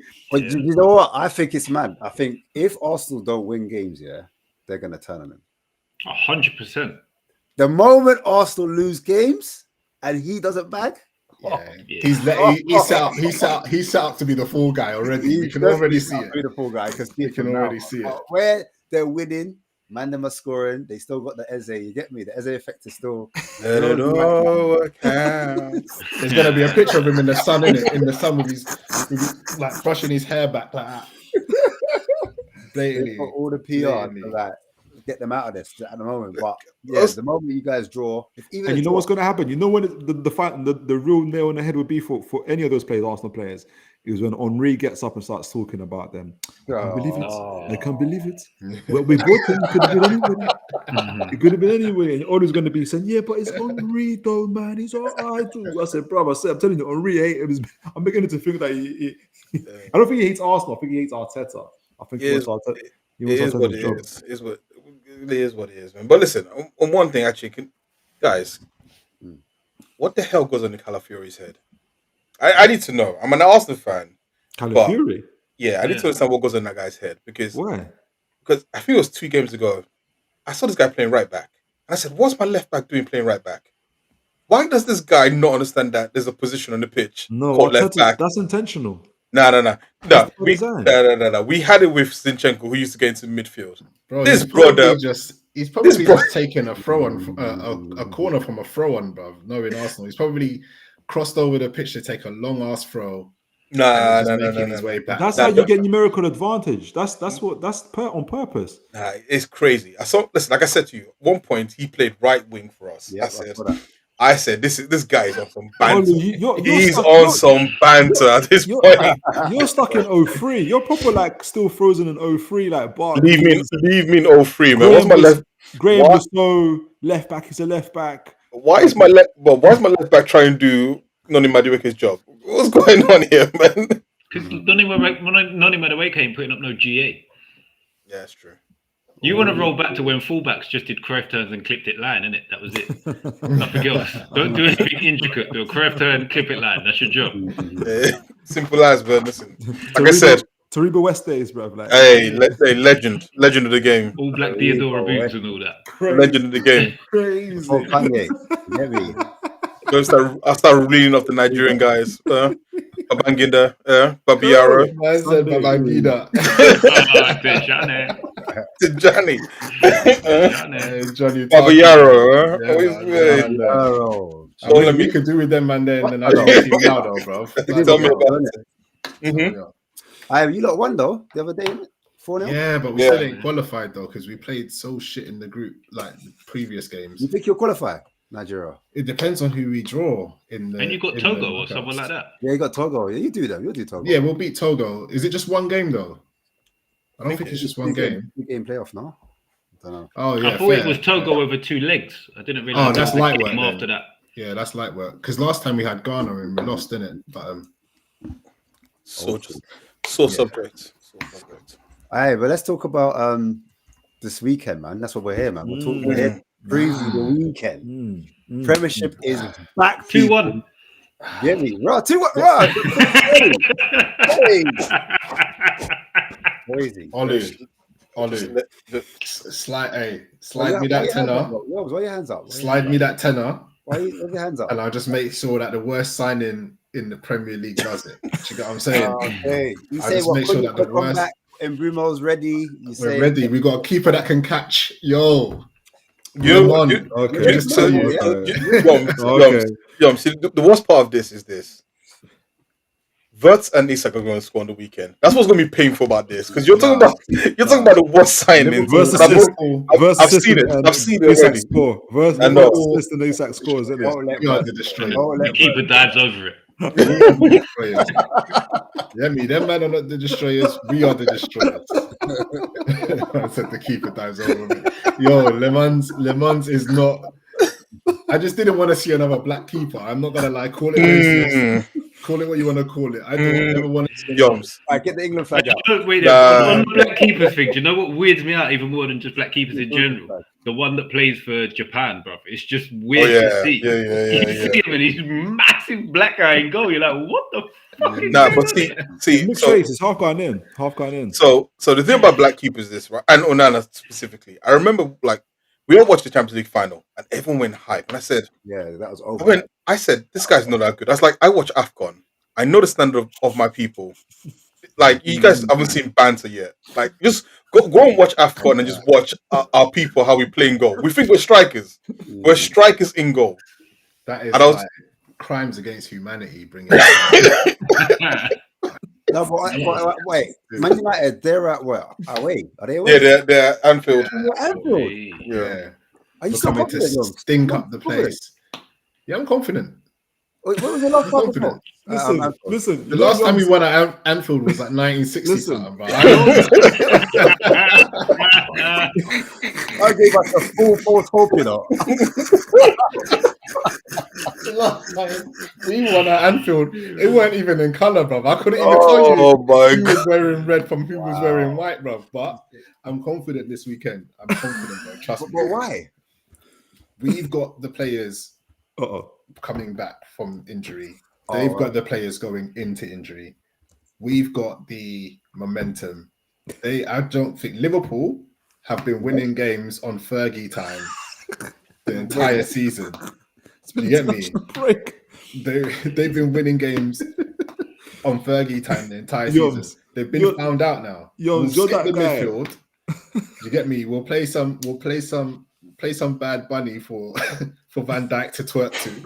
You get me? Like it's on, bro. It's on. I can't wait. I genuinely am looking forward to this game, bro. Ash, that could be your intro next week, by the way.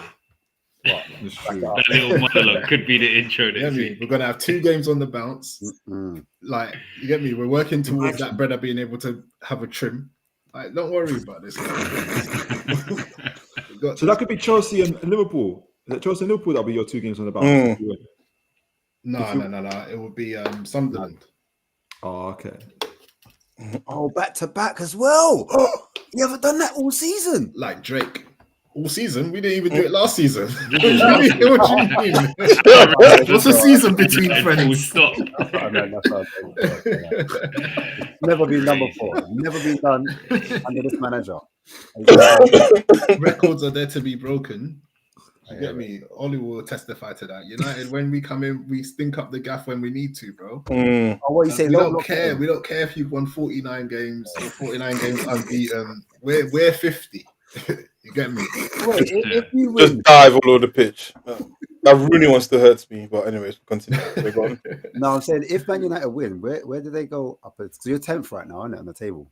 They'll be on 13 points. They'll be like, depends what everybody else does, but they'll be Depends on results. They'll definitely be around top 8 probably.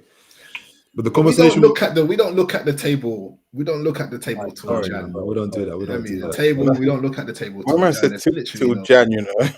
There's literally. Do you know what the thing is, right? And I know none of you man will know, so I'll just enlighten you. Like, when you're a team that dominates leagues, you genuinely don't look at the table till Jan. Like, only in the last, since we've been shit, have I been looking at the table, because you're just like you expect yourself when your team is good consistently and you're dominating shit, you just expect yourself to be up there somewhere. And you know that really until there's 10 games to go, the table means sweet FA. Do you get me? Like, Liverpool won't be worried about being second right now. They won't be worried. Like, because actually Fergie famously said he prefers going into the title run in second place because that's where there's less pressure. So you don't even like, I don't look at it. Telling me you'd rather be 10th than be top right now. No, obviously I'd rather be top. I'm just saying I'm not used to. I'm looking at it now because I'm with you, man. Yom's has been in the Trap's house so long that now I'm in the Trap house. Now I'm looking. I just wanted to ask Yoms. I can live with just 5 channels. Like, what's that? What are these Sky for? Yeah, like, that's what I'm saying. Like, no, I'm used to having the luxury.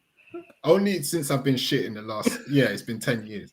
But only since I've been really shit where I've lost the belief that we'll even get back there. Have I started checking the league at this early on? Like, you don't really check the league this early. Goal difference will do that to you. Trust me. I just want to ask a question to Yoms, though. Do you think Arteta took Ferguson's whole spiel a bit too literally, which is why we keep finishing second? Possibly. You didn't read the rule book. Is to leapfrog. You get me? The men are holding first, and the men are. Newcastle fans will know about holding first. Ollie, you enjoy being first. I'd love it if we beat them. You prefer to be second. Ash, you talk of things you don't understand. Well, come on, second 3 times. Yeah, you're right, bro. Hey, I've seen the Premier League title. I got the 3 P. I've seen a Premier League title at your gaff. Just remember that. Your gaff. With your legend celebrating. Just remember that. There's kids watching this thinking, when did that happen? Like, they don't know about it. It was black and white TV, kids. Don't worry about it.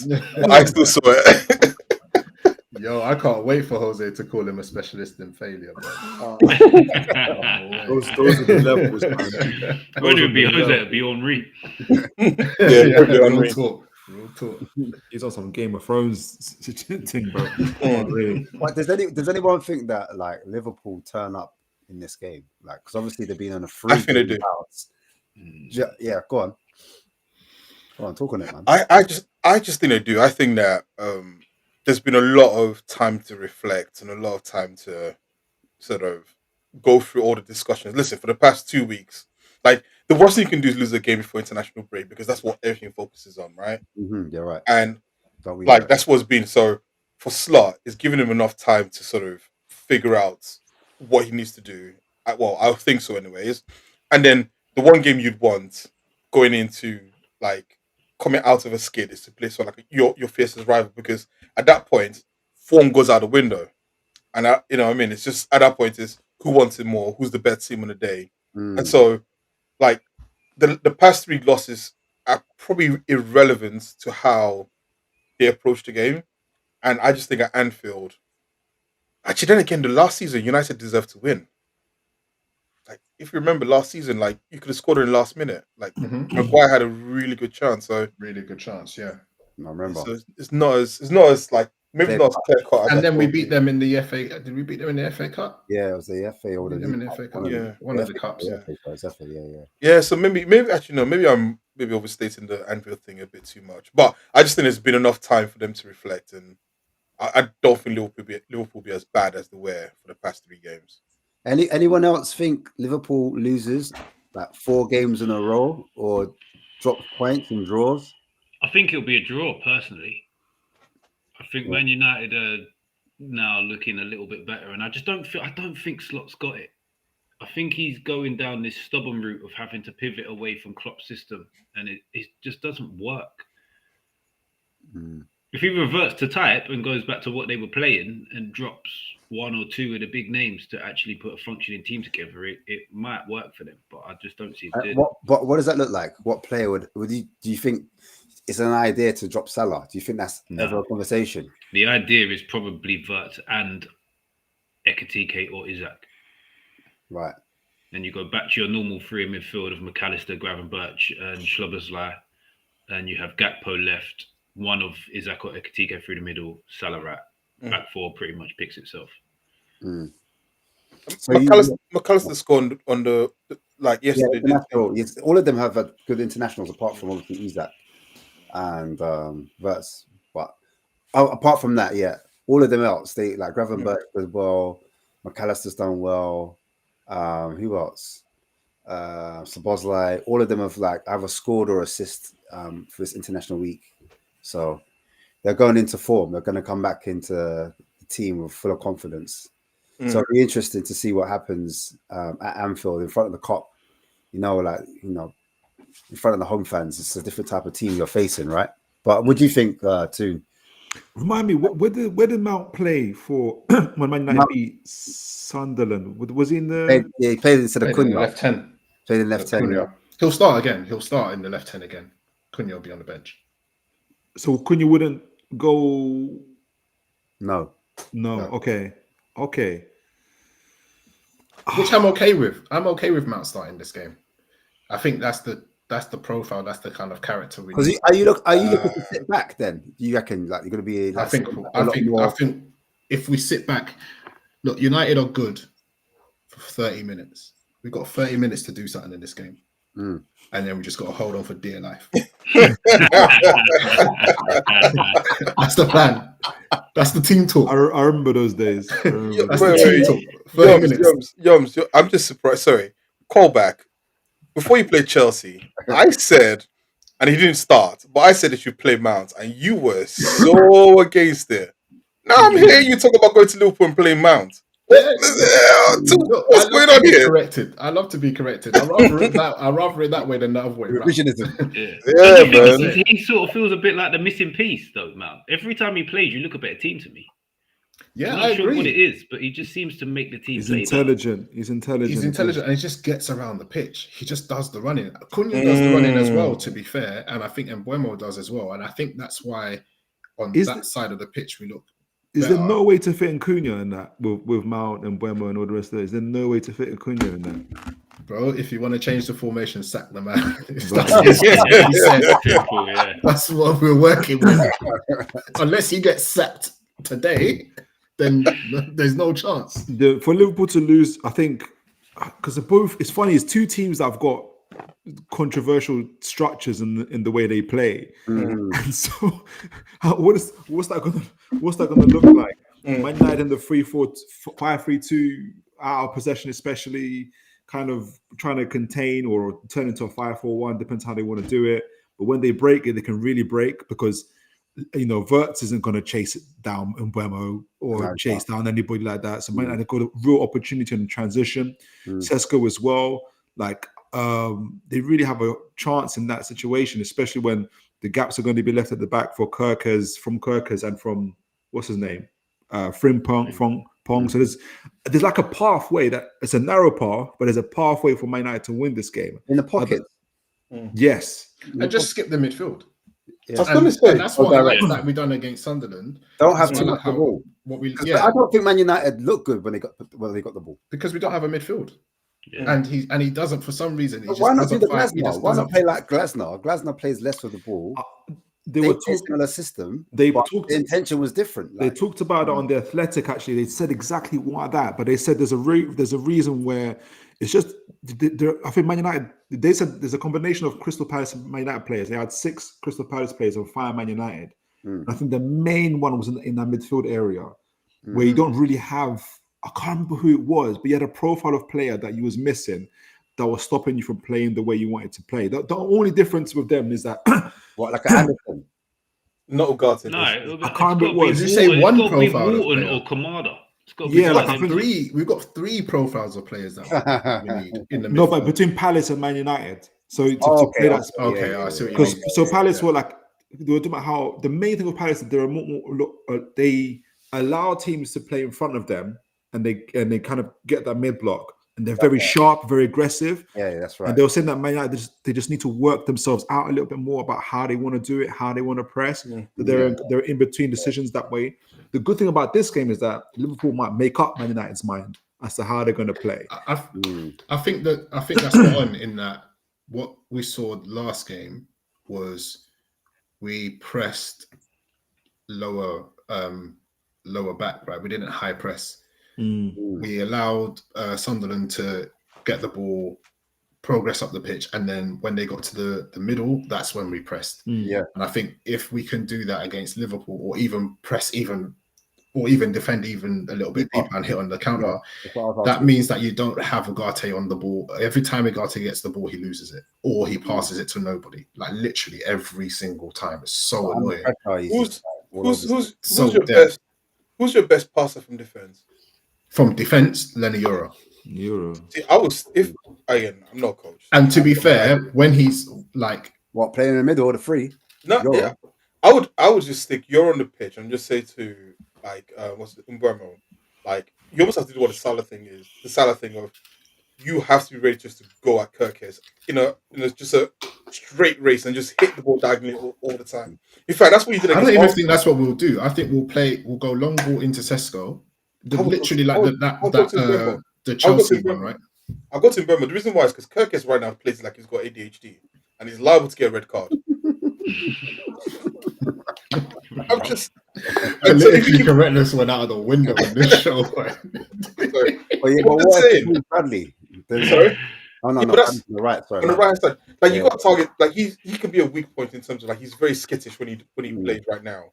Like I would almost just say, like, Mbeumo, you've always got to be ready just to go and just keep running. In fact, maybe with Ahmad as well, just keep running at him, make him make mistakes because he's shown that the more you run at him, the less confidence he is, and almost exploit that. Like Sesko's not going to get much out of Van Dijk. Maybe Konate. I wouldn't pin Sesko to Van Dijk. I would say to Sesko, go against. It's going to be Gomez or out of form Konate. I'll say like pin yourself to whoever that is. Play the long ball, and then you want Cunha and then Mbeumo running in off that long ball, right? So I think that's when we get the ball, that's going to be the quick transition. If that pass isn't on, then you look for like the runners in behind the Liverpool fullbacks. But it's going to be really difficult because obviously they'll be up for it. They're not going to want to lose. Do you think Ahmad would play then on the right wing back, and he could cause some like trouble because he's quite direct as a wing back on the outside, and I'd like him to tuck in a little bit more. I would prefer to see Mazraoui there because I think he's a little bit more defensively astute, and I think he's got better passing. And I think if we're looking at skipping the midfield and looking at going direct, I think he's probably the better option. And then you bring on Ahmad a little bit later on when the game's getting a bit more stretched. Oh, but would you? Oh, so you start with Mazraoui and then you bring on Ahmad afterwards, or would you take? Go on, sir. He's definitely going to sub defenders, right? Like this guy has a weird fetish for subbing defenders. Part of his game plan. Yeah, that's the sub that I would, if any, that's the sub that I would say makes sense. because most of his subs don't make sense. So yeah, that's the sub that I would like to see. Because Mazraoui is coming back from injury as well, right? So he's not likely to play a full 90. Cool. Score predictions though for this game. I know there's a score that I would love. I know, right? What's the score you would love? I'm going 2-2. Yeah, tell me what you love. It probably, I've never said this in my life, but it probably involves Man United winning. We're so shit. They're rooting for us again. You want Man U to be back, yeah? You want to be back? No way. It just be so. He just don't want Isak to win another game ever again. Nah, I don't even care. Who's Isak, man? I don't know who that is, man. Number 14. Who's Isak? Okay, let me be serious. Liverpool are heavy favourites. Mm-hmm. There was bare heavies in there. I'm gonna go for a. Wow. I'm gonna go for a 1-1. 1-1. I'll take the 1-1. To be fair. Unfortunately, like I said, I can see Isak scoring. I can see. Think Isak will turn up for this game, yeah? I think it's Off one the of those bench. things. He's gonna score, and I just unfortunately think Wirtz is gonna break that 0-0 malarkey that is going through right now. So I'm gonna say 3-1 Liverpool. Because these players need to click in at some point. That's a bet buster right there. I know. It hurts me to say as well, because I know as much as you think I hate United, I want.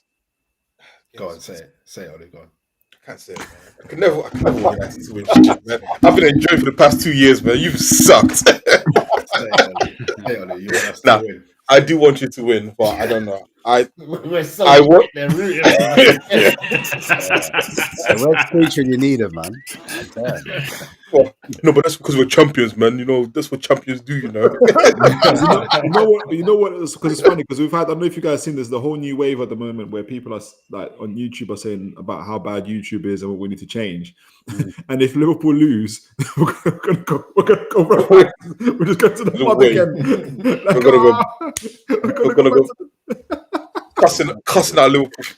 Hey, listen, and that's why people should like and subscribe, because this is the best show. Because you get actual banter that's actually funny, That's actually and it's funny. not just forced and joke. You know what I mean? So like and subscribe and share to your friends, man. Come on. Big up. Hey, Mitch, what are you saying? I'm going 2-2. 2-2. Desmond. 2-2. I actually think Man United go 2-0 up as well. This ain't That hurts. Nana days. If we go 2-0 up, we are shutting the shutters. Yeah. There will be an actual shutters. And Le Mans, there's a shot that goes straight at Le Mans and he parries it into the middle of the box for everybody to slide. That don't happen, bro. When he caught a ball, when he caught a corner, oh man, Everyone's you know celebrating. what? Yeah, Don't get It's too the happy small because things last in time, life, you know. last time Ian was on here saying to us that what's his name? Who's that big old celebrity you got? Oh, The Lit. Yeah, he'll get into the top 6 teams. We're like, no. He The won't. Knicks has been good though. Is that overrated? He's had a decent Is he start to the overrated? You know season. what? Is he I'm a Man overrated? United fan. I actually think he's slightly underrated by most of the Underrated. fans. Yeah. Thank you, Mitch. You see, that's the Newcastle we like. Mitch supports Newcastle, yeah. You support the tune. There's a difference, bro. Bloody hell. These bloody Geordie Shore guys, bro. I'm gonna go for a low scoring 1-1 as well. I just feel like it's just one of those games where you're gonna be ultra defensive and you're gonna try and scare your way into getting a point. Yeah. And Liverpool is still gonna be like, yeah. Don't know if this is the game for them to come back to. Yeah. But you never know. Isak, they've got Isak, man. They've got Wirtz and they've got Ekatike more so. And on their day, they could do damage to anyone. Ekatike is the problem. If he starts with Ekatike Ekatike, is the problem. Yeah. Honestly. Ekatike, you see him? Let's all calm down. We were Let's this all close. calm down. This Let's all Overrated. I'm calm overrated. down. I'm He's overrated. right. You know what? Out of all the players, out of all the signings, he's impressed me the most. I'll be real. No, agreed. He's good, but like, is he better than Mbeumo? I don't know. I don't think so. What? I don't think he's better than him now. Based on what? Where did you get Mbemo from? Based on what? Based on what? Is he better than Cunha? Based on what? What we, Brentford like? Mbemo. Based on we're saying in the Premier League. I've got 2 eyes and I've Based on watched them 5 play years. this season. Based on 5 games, Is he better he's than already Mbemo? better than guys that Where did are that come hitting from? 20s. Where did that come from? Wait. So you think Mbeumo's going to hit 20 goals this season? No, I never said that he's gonna hit 20 goals this season. Oh, I said that he has hit 20 goals in a season before. in one season. Michael Ricketts hit But like he's done 19 it, goals. What are we doing here? Like David he's done Nugent. it. Who remembers Nugent? David David Nugent. Wow. Yeah, but you got. I'm just saying you got to earn your keep. He started off very well. Yeah, he could progress to being this world beater. Dominic But at Solanke. the same time, we've had people who started off well before. He's catching strays, boy. Jesus Christ. Calm down. Take He a wasn't, Ash wasn't even in the car you were shooting at, Olu, man. Just eating his burger on the side of the road. What's going on there? Violence. It'll be a good game though. I just think that. Yeah, they've Bro, got you got that dangerous watch the whole players, but time. they're not clicking at the same. They're not clicking right now, and I think it's a good game for us right now. It's a good time for us to play Liverpool. If you're going to choose a time to play Liverpool, it's going to be now. That's what you said, and then 7-0 happened. But the longer Liverpool don't score in that game, and the edgier their fans get, it's Get going to ready be to rock the nut, crazy. yeah? That's what I'm saying too. We've got 30 minutes to. And you know what? I can 30 see minutes Man to United. do something. I can see Man United scoring almost by accident. I'll take it. I'll take it. There was a goal where Chicharito one time headed the ball for the back of his head. Back of his head, yeah. You get me? Like, I'll take that. Man there, you know. Cold. The man remind me of that. Was it that goal? Was it called goal? The youth goes to Newcastle. Oh yeah, what's his name? What is his name? I haven't even watched that film. Yeah, Literally, neither don't have I. lie. I'm pretty sure every No, don't lie. fan in the Don't world lie. has watched it You're- apart from Newcastle fans. No, tonight you need to go home. You're home already, but tonight go. I don't know what it is. I don't know if it's on Amazon Prime or Netflix. You need to find it. Why? Is Yeah, it that good? it's on Netflix. Santiago Munez. Nah, man. That's your man. He ends up at Real Madrid or somewhere. Like, I'm like, So what? like Alan Shearer's in it. Newcastle You're a legend. legend. Your goat's in it. stepping stone. Listen, Santiago Munez is Newcastle legend for real, man. I heard We you guys got like called Santiago Munez about 2 seasons ago as well. That's true. Really? Yeah, swear down. Yeah. Yobs, have you seen it? Yobs, go and watch it. Go What's watch that? What film it. You is watched it? it. Go. Gold. No. I don't like. You know what? Generally, as a rule of thumb, like football films are quite shit, innit? Apart from Football Factory. and Well, Shaolin Soccer. I was gonna say Shaolin Soccer was dope. Shaolin Soccer was alright. Yeah, that was alright still. Before we move on from Liverpool, how Yeah. long do we leave it before we start discussing that number 14 is potentially a system player? Who's number 14? Isak. Oh. What do Why you you mean by treat why you treat him like he's Voldemort, man? Man said I can't even say his name no more, I don't man. want to say his name. His name should not be said. Because no, because he's never been prolific for Sweden. He was prolific at his time at Newcastle. He wasn't prolific before that. And again, he just doesn't look like he's able to score Newcastle goals. made Isak, not the other way. We played to his strengths. Zlatan tried to say that we played for Isak. I was gonna say it. I almost slipped up. Wow. Zlatan's crazy. So I don't know. I'm like, I find it. I Isak's just feel- overrated. Isak's No, overrated. I think he's a class player. I was going to say he's a class player. I just think in the age of You can say it, you know. You can say you think Isak's overrated. Couple more weeks, that's going to be full on the agenda, Ash. No. I think he's overrated. I think he's overrated. Wow. Okay. Wow. But the It's a reason why difficult one because I think we do rush to rate players very highly and use that world class title around. Like back in the day, you had to do it for not just one, like not even just two. consistency. People were like, people wanted 3 seasons out of you before they started rating you this highly. Do you know what I mean? But he had about that though, didn't he? Had in and around 3 seasons for us. Yeah, but the problem is this. Yeah. The problem, I think the reason why he's overrated for me is that it got to a point where people were talking like about him like he was R9, and I was like, let's pump the brakes in terms of like people, like Liverpool fans were saying, we get him, we're going to walk the league, and it's like he's good, but he is not like the greatest thing we've ever seen. You know what I mean? You wanted to say Henry, though, didn't it? Henry was gonna. You wanted to say Henry. Come on, man. So, listen, from the hate. He's not even Sylvian Wiltord for me to look. He went 9.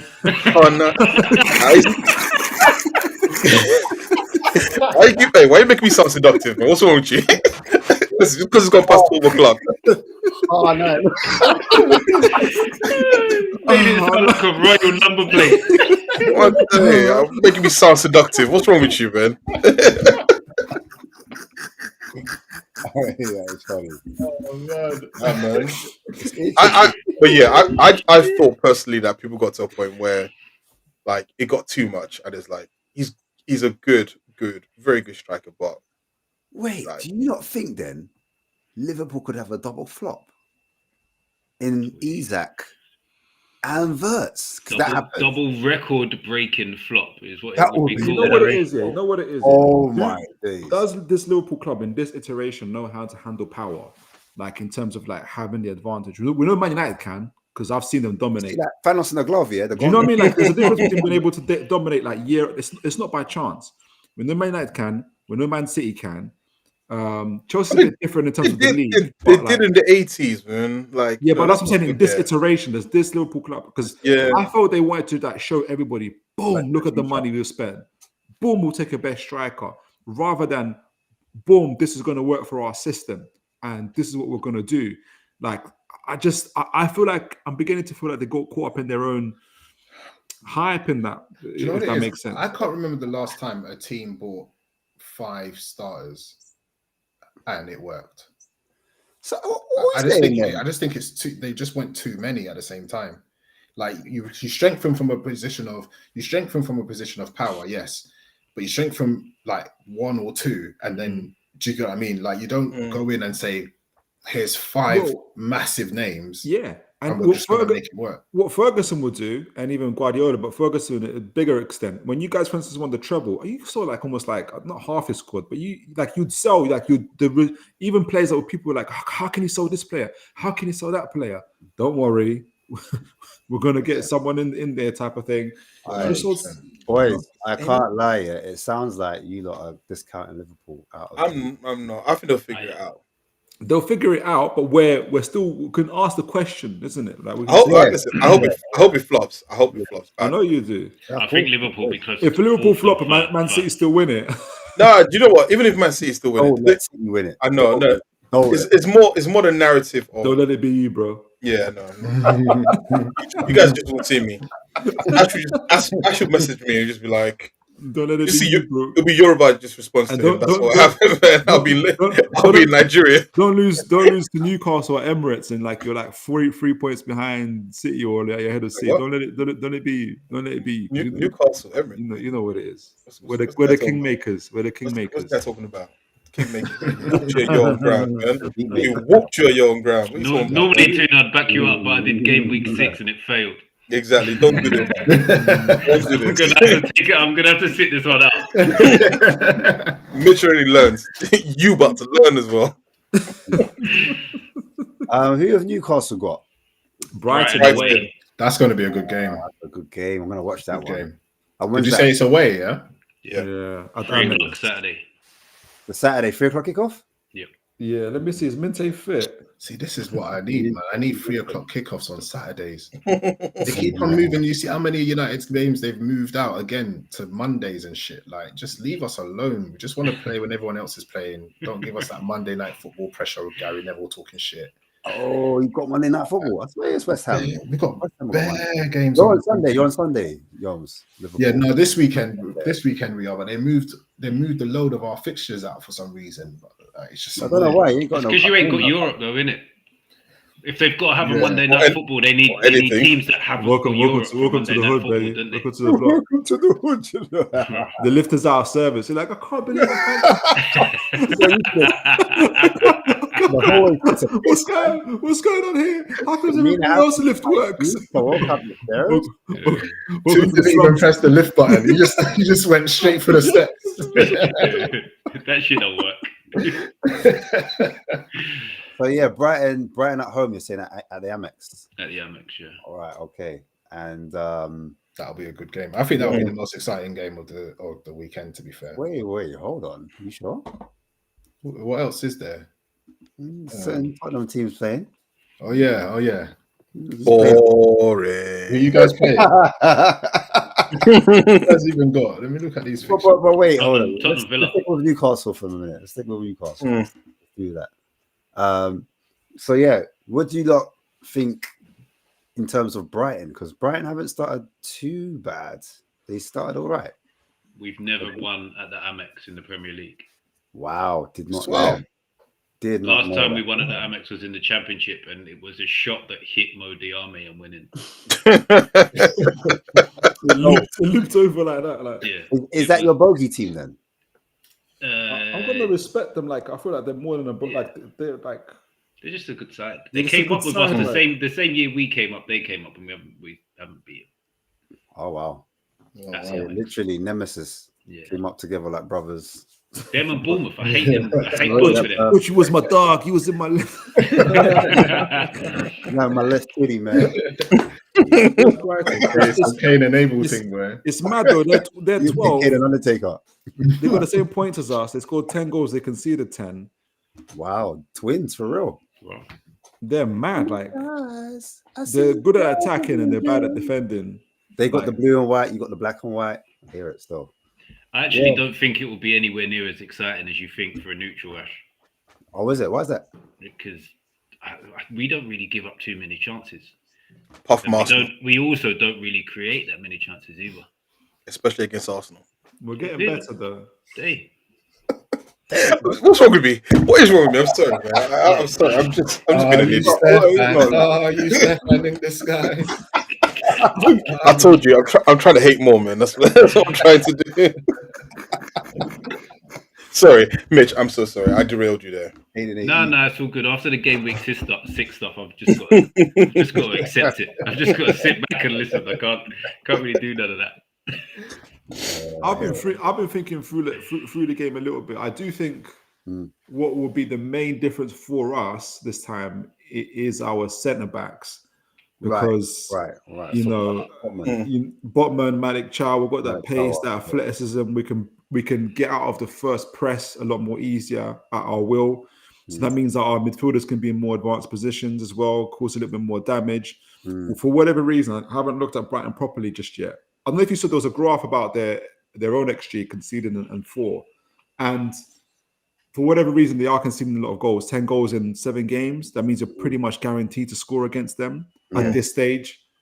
And you're not so guaranteed to score against us. Like Mitch is right. Like our goal difference, we've conceded 5 goals, and that's not by accident. That really is. I think, and to be fair, Olu's right. Arsenal have had the highest XG out of all the teams so far this season against us. Our average XG against is 0.35. So it's at the same rate as Arsenal's actually. So we're just as difficult as Arsenal for people to score against us. And Mitch is right that but I think our creative side is beginning to come around. Last 2 games we've got. Who's on your right hand side again at the moment currently? It'll probably be Elanga, but I wouldn't be surprised to see Murphy. But I think it'll be Elanga. Right.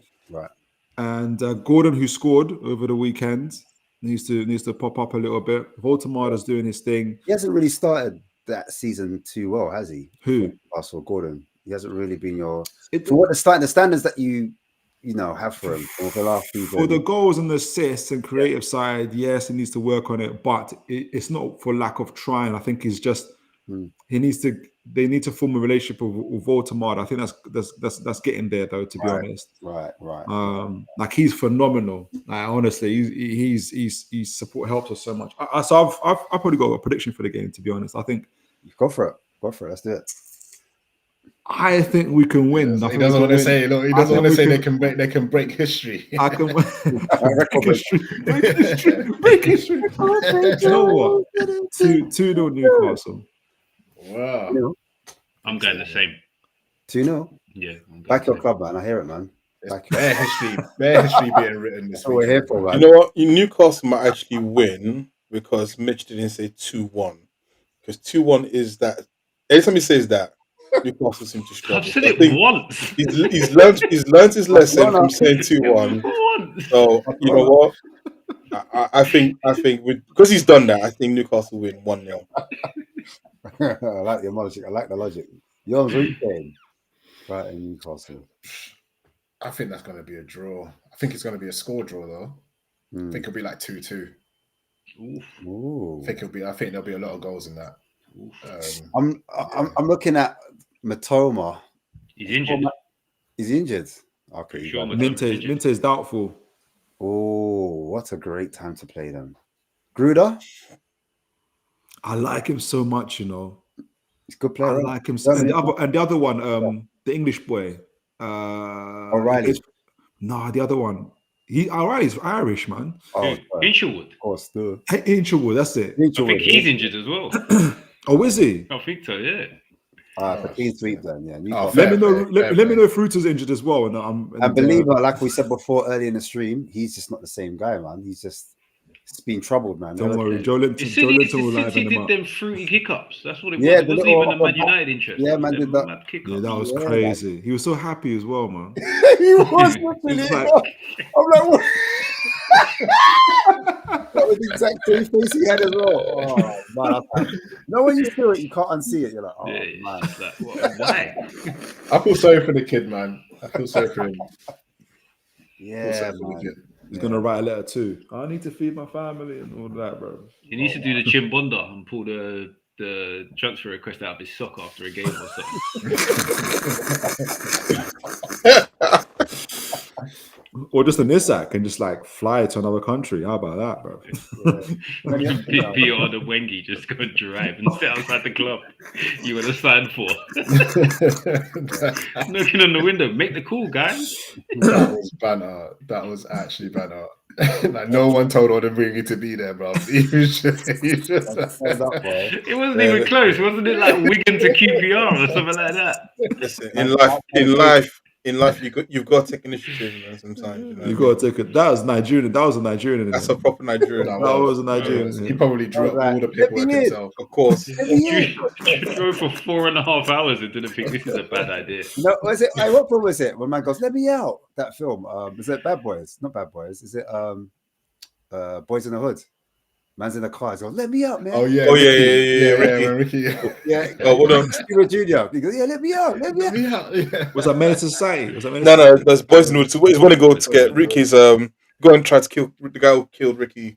Yeah. And then he wants to jump out of the car because he don't want to do no more. Oh yeah. Let me out, man. Let me out. He looked around and said, "I'm not this life, bro." Man ain't about this life, boy. So maybe that's why he ain't written a letter, innit? He might not be about this life. But yeah, I think Newcastle win this game. I'm gonna go with 2-1. Ooh. Mitch score. Who you got scoring for Newcastle? I'm gonna have Watermelon. Massive watermelon.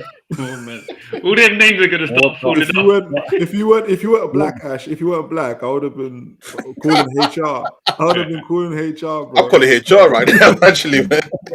Yeah, HR's been called a couple times during this stream already, by the way. Give me the right pronunciation. I'll say it right. Go on. Votamada. That just sounds so racist, man. Like, it just sounds like an SS officer, man. Just Votamada. Sounds like Hitler's right hand man. You get me? Hitler. Piece of shit, man. Yeah. The Third Reich. Jeez, bro. We're gonna get demonetized here, bro. Pick up all my Germans, innit? You get me? Yeah, no, we love you. The German whip. And Herzler. What do you guys think of Herzler, by the way? I think he's a good manager. Yeah, he's good. He's good. I think you know what? He adapted. Something that Ange never did. I'm not going there. I'm just saying. The trauma. You better than my ex-man. At least he opened the door for me. Trauma strong, boy. Any words like adapt, change, transition, Ash is instantly going to Ange. At least I'm not, listen, I'm not happy. trauma for you, bro. I'm not happy, but until a team gets sacked. R9. Hey,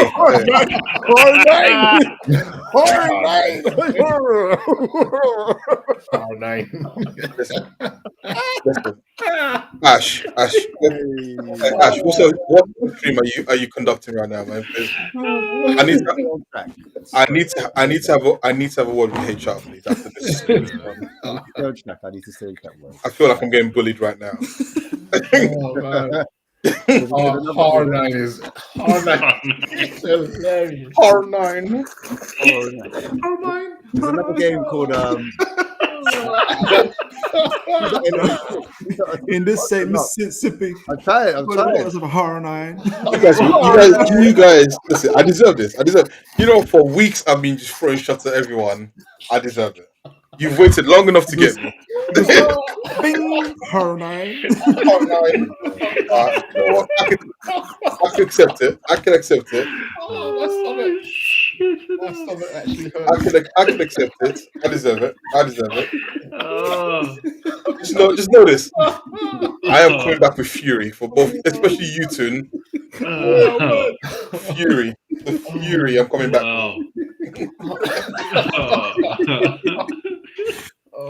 I will have no fury like an Olu scorned. That's right. You just lacked conviction. That was it. You just lacked conviction. There is a certain team going to a Craven Cottage. Hey. Tottenham. Tough game. Nah, man. The other side of North London. Potential champions. Bolton, innit? It's a new Bolton for you, man, innit? Arsenal have got Fulham and 5:30 kickoff on Sky Sports. Yeah, put the 3 points in the bag. Come on, let's go. Ain't that like a bogey ground for you? Don't you? You transform into Drawsonell. Drawsonell. Nah, we lost 2 seasons ago. We drew last season when Saka scored the last minute and VAR unfortunately ruled it off. I don't know. Listen, I think we're gonna win this season. Like, we've broken the West Ham duck, we've broken the Newcastle duck. Why not go and break the Fulham duck, right? You know what I mean? That game's got you guys so hyped. Yeah. I've never seen Arsenal fans so happy before. Anybody? Exactly, man. Nah. In all honesty, like. Oh no! Oh no!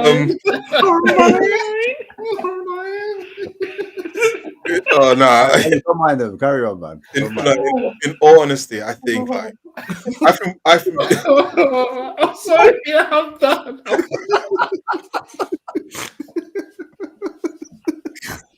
You are so silly. Man. I feel bullied. Oh my god! You know what? This is a proper like old man laugh, bro. Like, it's always around this time of the stream. I know. It just goes into like pandemonium. Nah. Okay. Go to Lobster's app. What's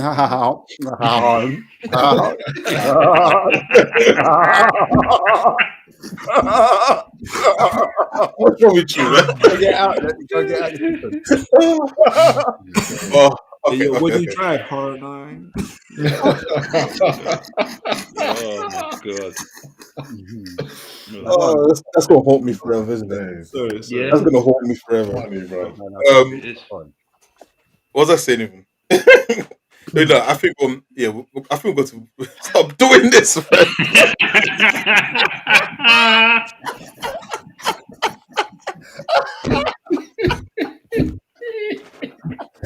Oh, can't concentrate no more, man. I'm broken. I am broken. End the stream, Dave. Seriously. Sorry.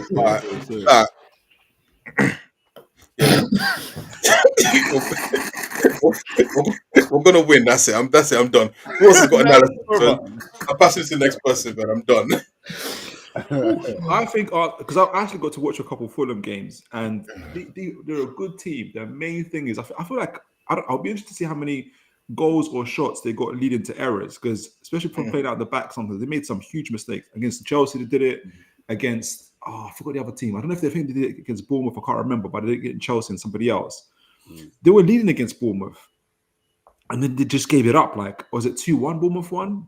Bournemouth just like, what's the word I can think of? Just like just wrestled, just took the life out of them. Aston Villa as well.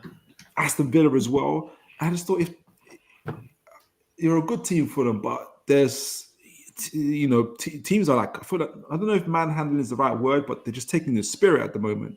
And I think if they can do that, I think Arsenal can do that. And I'm gonna go 3-0 Arsenal. Yeah, Fulham are the team that you hope your team doesn't become.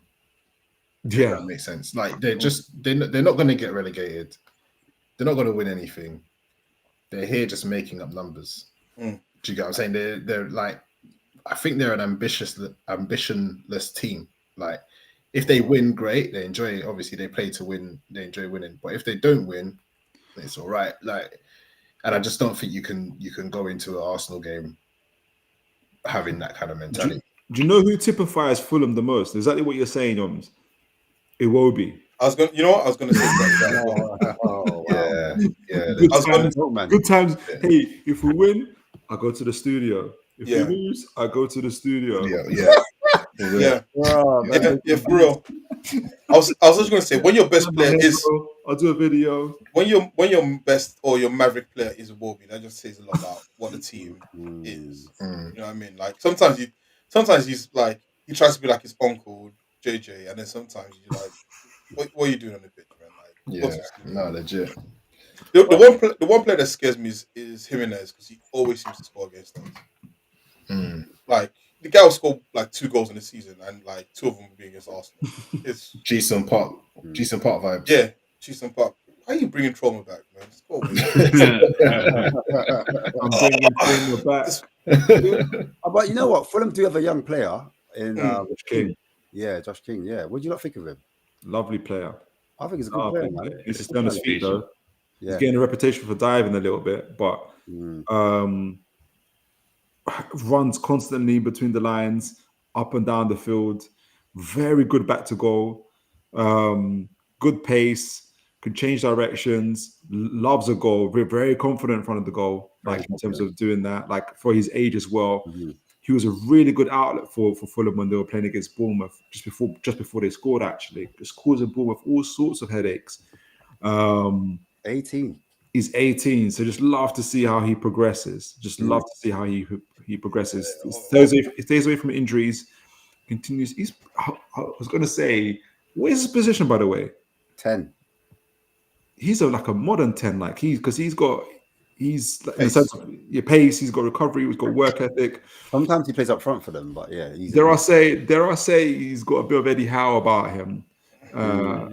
So I'll keep a watchful eye. Scout watch, yeah. Scout watch on that one. Listen, all that is great, but right now he's gonna have to face the 2 of them, the Saliba and Gabriel. That's gonna be a learning curve for him in terms of like, right, you started to make a name for yourself. Now go against the 2 guys people consider, Yeah, but Gabriel and Saliba don't, like any defender, don't like having to run back to the and he's gonna keep on doing that. Saliba's got recovery pace. I think Gabriel's less. He's more the aggressive one.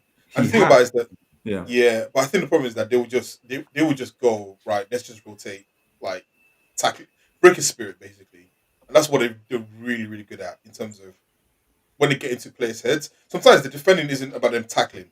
The defending is just them standing in front of you and you making the decision not to go in that direction anymore. Yeah. And that's why they don't get, like, if you look at Gabriel and Saliba's like tackling stats, it's actually not that high. Yeah. They just defend without having to tackle because they just stop you from like running down the channels, finding the positions to get into. So like he's gonna have to play out of his skin to get something out of both of them. Like honestly, if I was Fulham, I would just stick him in their zone because he's got that record, and I think he actually plays quite well against those 2. Better than because the other striker's out, isn't it? Muniz, he's out, he's injured, so we might have to go with that. But I do like their midfielders, even though they haven't been playing that great this season. But Sander Berger, and I think he's a good player.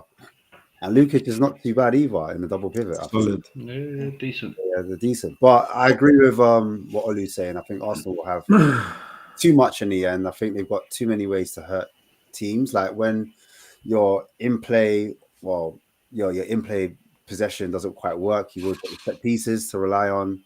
I'm not trying to diss either because obviously everyone's doing it this season. Everyone's doing long throws. Everyone's doing on corners, as I said last week. And I think Arsenal, they're the ones that are. First they call you crazy. Can't believe I'm saying it, man. First they call you crazy. Look, I think Arsenal will win. Also, Yoms, you said that facts like it meant something, like you're thinking of something else. Mbemo, he'll show them that he's better than Ekatike. Is that where your facts is coming from? No. I was just saying, Yoms like the whole everyone doing the long throw thing. It's a thing now, isn't it? It's a thing now. Everyone's doing it. Do you know what I'm saying? Liverpool. I mean, Arsenal have brought the 80s back. Wait. Can we? Arsenal fans trying to claim the long throw now. Nah, we're not claiming it. We're just saying the reason is because remember against PSG in the second leg, and everyone mocked after throwing long throws, and then everyone started doing long throws against PSG, and then now the start of the season was starting to do it. So it was like Arsenal, like Arteta was mocked for using long throws against PSG, which actually was smart because he had a small team. But now everyone has seen that there's an Did it work against PSG though? Almost did. Well, so no, it didn't. So that'll be why it was mocked. just a few more tactical tweaks. That's all. And what annoys me is that he was saying PSG can beat all the Premier League teams. There's one Premier League team that stands amongst two. Who? Chelsea, isn't it? Chelsea done them as well. Shame. You got to be for your breaches, didn't you? Yeah. No, look at me, Newcastle. I'm a thug. Look at me. People. I got that third life talent.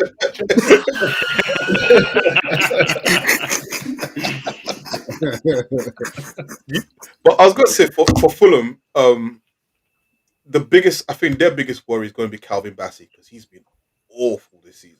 He needs to put his shorts up. Yeah, he's taking that roadman thing too far. Bro. He's one of them footballers. You're not okay. You probably know a few roadman. You still want to show that you're a roadman, but you don't have to be a roadman 24. Like, you can understand, like you can be part time, like. You know what I'm saying? Like, he's not even a roadman, though. He's not even a roadman. Like, you weren't that guy. You're trying to be that guy. Pull your pants up, man. Pull your pants up, bro. Like, what are we doing here? Like, even Jadon Sancho's got his pants up. Like, man. Big up Jadon Sancho. Well, no, because it's Sweaty and the madame. Yeah, quiet. Certain men have got quiet, but straight. I won't talk on that. All right. Enough of the Arsenal. You've talked about everything else, watermelons, everything else. Like, why stop now? Yeah, boy. So to have to talk about Swati, innit? But Swati. Hey. It's a different convo. But yeah, man. Let's talk about Tottenham. Tottenham play Aston Villa at home. Great game. Aston Villa have a good away record at the moment. They're doing good. They've switched up their formation, how they're playing. Did you see? Yeah, so they started off really slow, but now they've started to get a string of results together. They're slowly climbing up the table. Spurs at the moment haven't got the greatest home form, in my opinion, in terms of performances, I think. And so results-wise, no complaints. But in terms of performances, and then the reason why I say performances was because when you're at home, the crowd are meant to be the 12th man. They're meant to be the positive energy. And I feel like when I'm watching the Tottenham games and from what I'm hearing from the feedback, the fans aren't really getting behind the players as much. So we're not really making it a fortress for Thomas Frank. I think away from home, Spurs have looked better. We have looked at home, if I'm going to be ultra critical, And so that's the reason why I'm bringing up this game and saying, is there a spanner in the works? Because, Villa, as I said, they're creeping into form. Their away form's better. Spurs' home form in performance. We've been winning by the odd goal, apart from the first game. So it's an interesting one, in my opinion. I can see Mr. Box. I can see Mr. Box Office video. Yeah, coming. I can see it coming. I can see it coming right now. But it's interesting because you look at Aston Villa squad, you look at Spurs' squad. I would say, being biased, Spurs have the better squad. But in the starting 11, I think they're missing Watkins. I think Watkins won't be available. Why not? Oh, was injured. He's injured, yeah. What? Didn't he play? Get injured Wednesday? Huh? Didn't he play for England? Nah, bro, that's Rashford. He scored. No, he Rashford. scored for England, didn't he? Like on the weekend. That's really Wales. He's doubtful. That's Rashford, bro. Oli, we don't all look the same, Oli, bro. Like, yes, you are. You're all like skinned, and you all look the same to me, man. What are you talking about? Nah, I swear. Nah, don't. But I thought he scored. He scored for England. When did he scored against Wales. He scored 11th. Apparently, he is out. Him, Tielemans, Mings, and Buendia. Are available. All unavailable, apparently. They're not available. Tielemans as well. Yeah. Tielemans is definitely unavailable. Oh, I see. Yeah. And I remember watching the game and Buendia picked up the injury. He just came back from injury. He came on and got injured straight away and had to take him off. But anyway, they haven't really been using Buendia anyway that much, so they're not going to miss him. Yeah. I think Tielemans would be in it. Tielemans he's the passer. He's the one that kind of the ball, and you can find players that are further forward. Marlon's crept into form. He scored a couple goals here and there, but I don't fear him. I don't fear Marlon for some reason. I don't know what it is about him. There's just something missing from Marlon. Yeah. Like he's one of these players that when he's on, I was like, meh. Yeah, when he's on it, like he looks really good, but then it's like he's good in flashes. Like there's no consistency there. It's weird. Yeah. And then they've got obviously Morgan Rogers, isn't it? What do you got? He's out of form, isn't he? He's out of form, isn't he? Yeah, he is. I watched him against England. Didn't see him on it. Like Eze came on, did more of an impact for me. I thought Liverpool spoke to him. Sorry. Every time you say his name, I've got to sing the song. Fair enough. Yeah, I'm just going through their team in my head. They got is McGinn fit? I'm childish. I'm so childish. I bet McGinn is fit. Everybody else, McGinn's always fit. Like when you're for real. Wait, McGinn. What is McGinn? Is he a winger or is he a central midfielder? He's basically James Milner, isn't it? Just Scottish. Yeah. I've always been confused by him. Like sometimes I see him on the wings, and I'm like, no, what do you mean? Is he Scottish? What do you mean? Is he Scottish? I thought he was Irish for some reason. Broski. His name is Mac. McGinn. People lose their jobs over these comments, Yoms. For real. We heard McGinn of St. Paddy.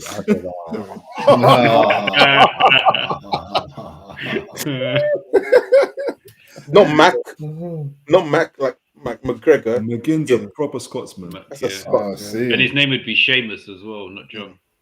Oh, no, that's James, isn't it? No, James is Seamus. My bad. Yeah, James is Seamus. Yeah, you're right. You guys skip geography class and you just just jumps. They call him the Scottish Messi, innit? Oh, right. Yeah, but yeah, wow. Yum thinks Newcastle's in Scotland, so.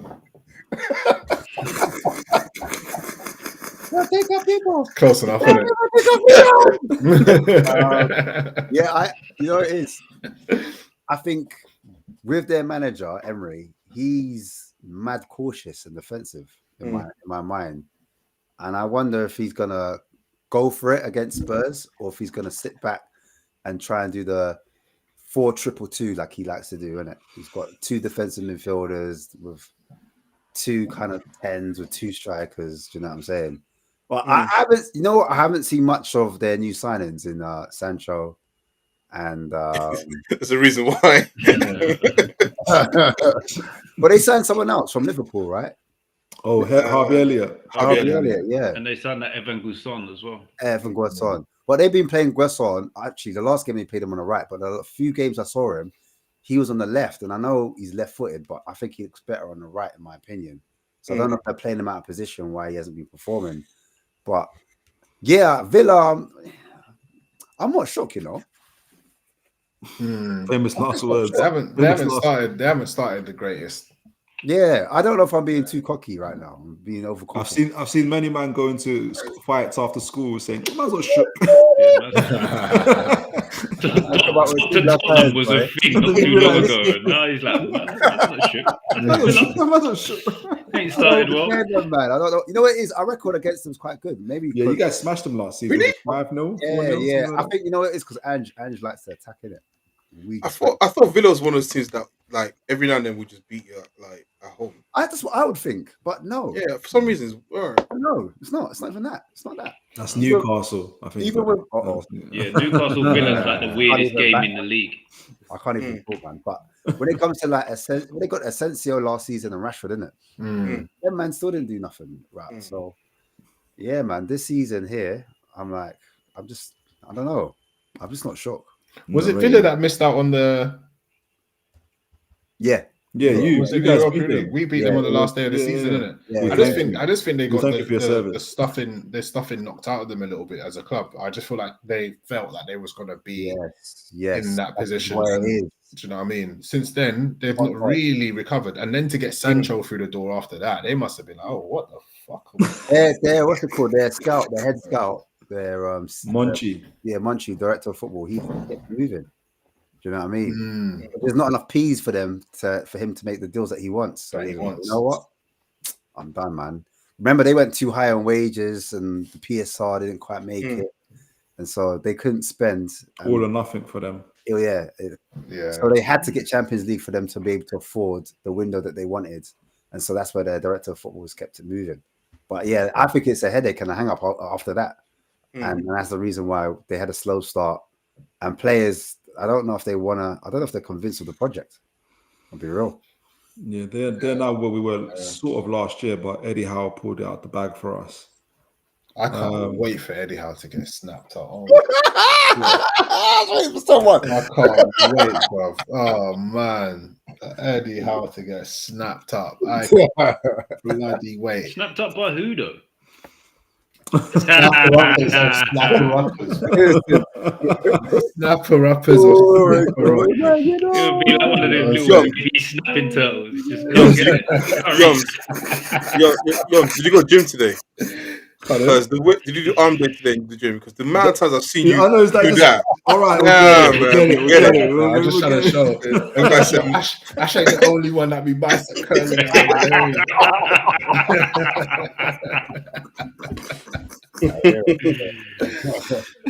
Gotta do what you gotta do, man. Like, that's talking about Villa. I'm going to talk about Spurs quick, unless anyone else wants to talk about Villa.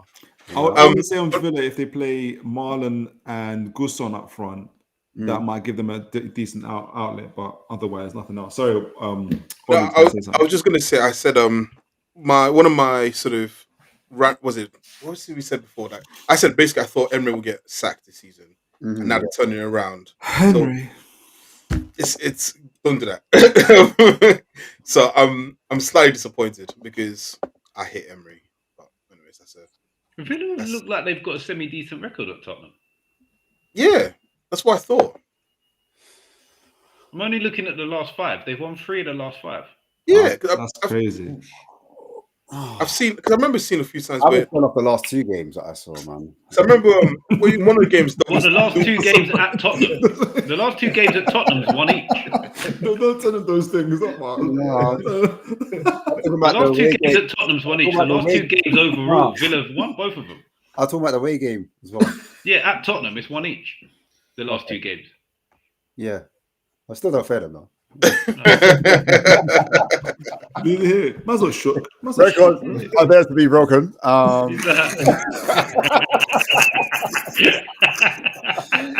was not banking on those receipts, boy. He's like, "What? You got a receipt? Oh, okay." Did it get any worse? It can.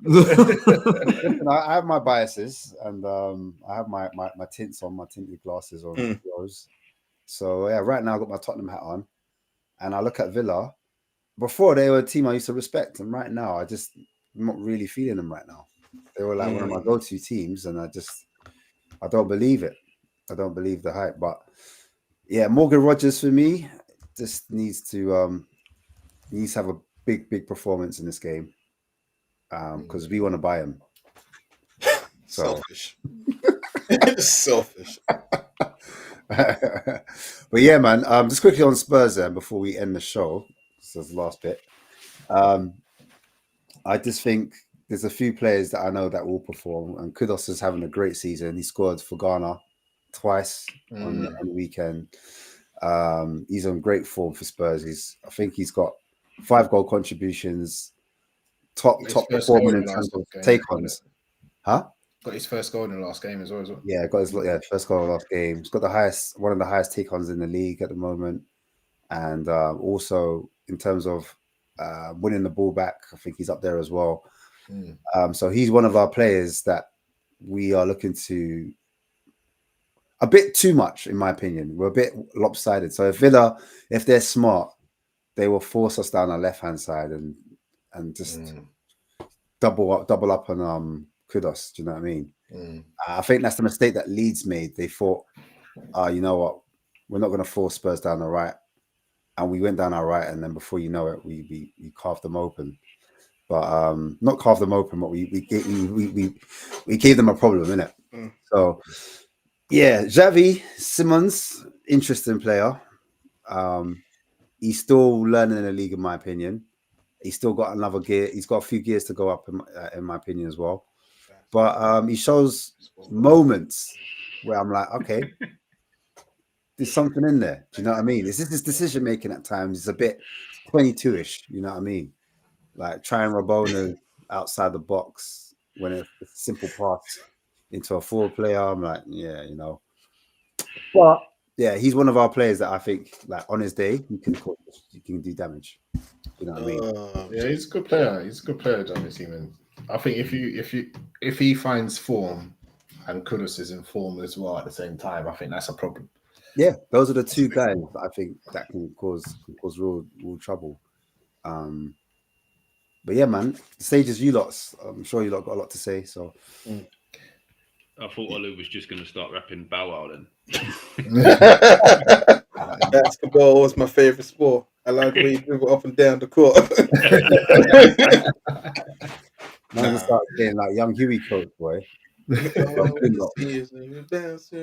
an interesting one. It's an interesting one for Kudos because, yeah, if he's consistent, which I think he's shown he can be in the past, but if he's consistent, I think he'll be like, yeah, your standout player for the season.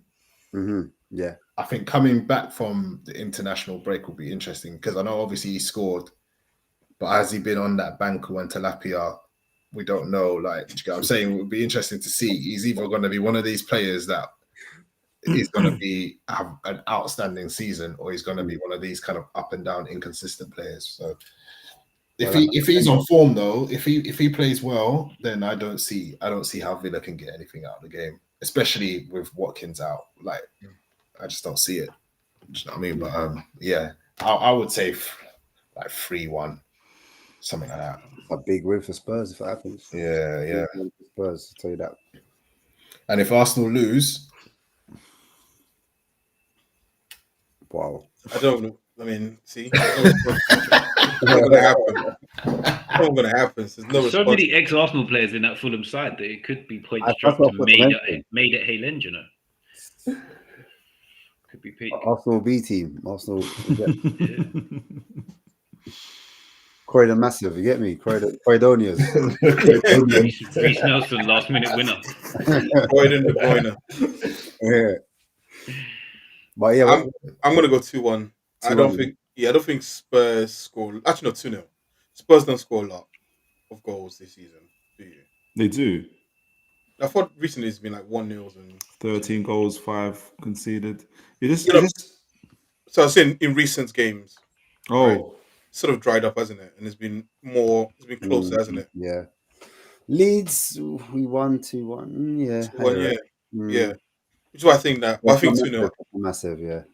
Okay. I don't think Villa have got the firepower with Watkins. Tottenham got the same number of goals as Liverpool and just one less goal than Arsenal. Just saying. Yeah, they're on 13. They're on 13 goals. Arsenal on 14 goals. Yeah, but I thought they had like a big scoreline right at the start of the season, but maybe I'm wrong. And they're only 2 points behind you, so yeah. So beat Leeds. No, because if you look at it now, definitely in the title race. Beat Leeds 2-1. So West Ham 3-0. That's so 4 goals. Yeah, no. So in the Premier League, the last big, so it was 3-0 against West Ham. Then there's 2-2, and then 1-1, and then 2-1. So it's like, that's what I mean. Like the number of goals they scored since has been like around. How many? Do you want like the 3 goals? Yeah, like what? No, that's why. That's similar why to you then. That's why I'm going for the average will be 2-0 because I don't think they will score a lot, but I don't think Villa are good enough to threaten them.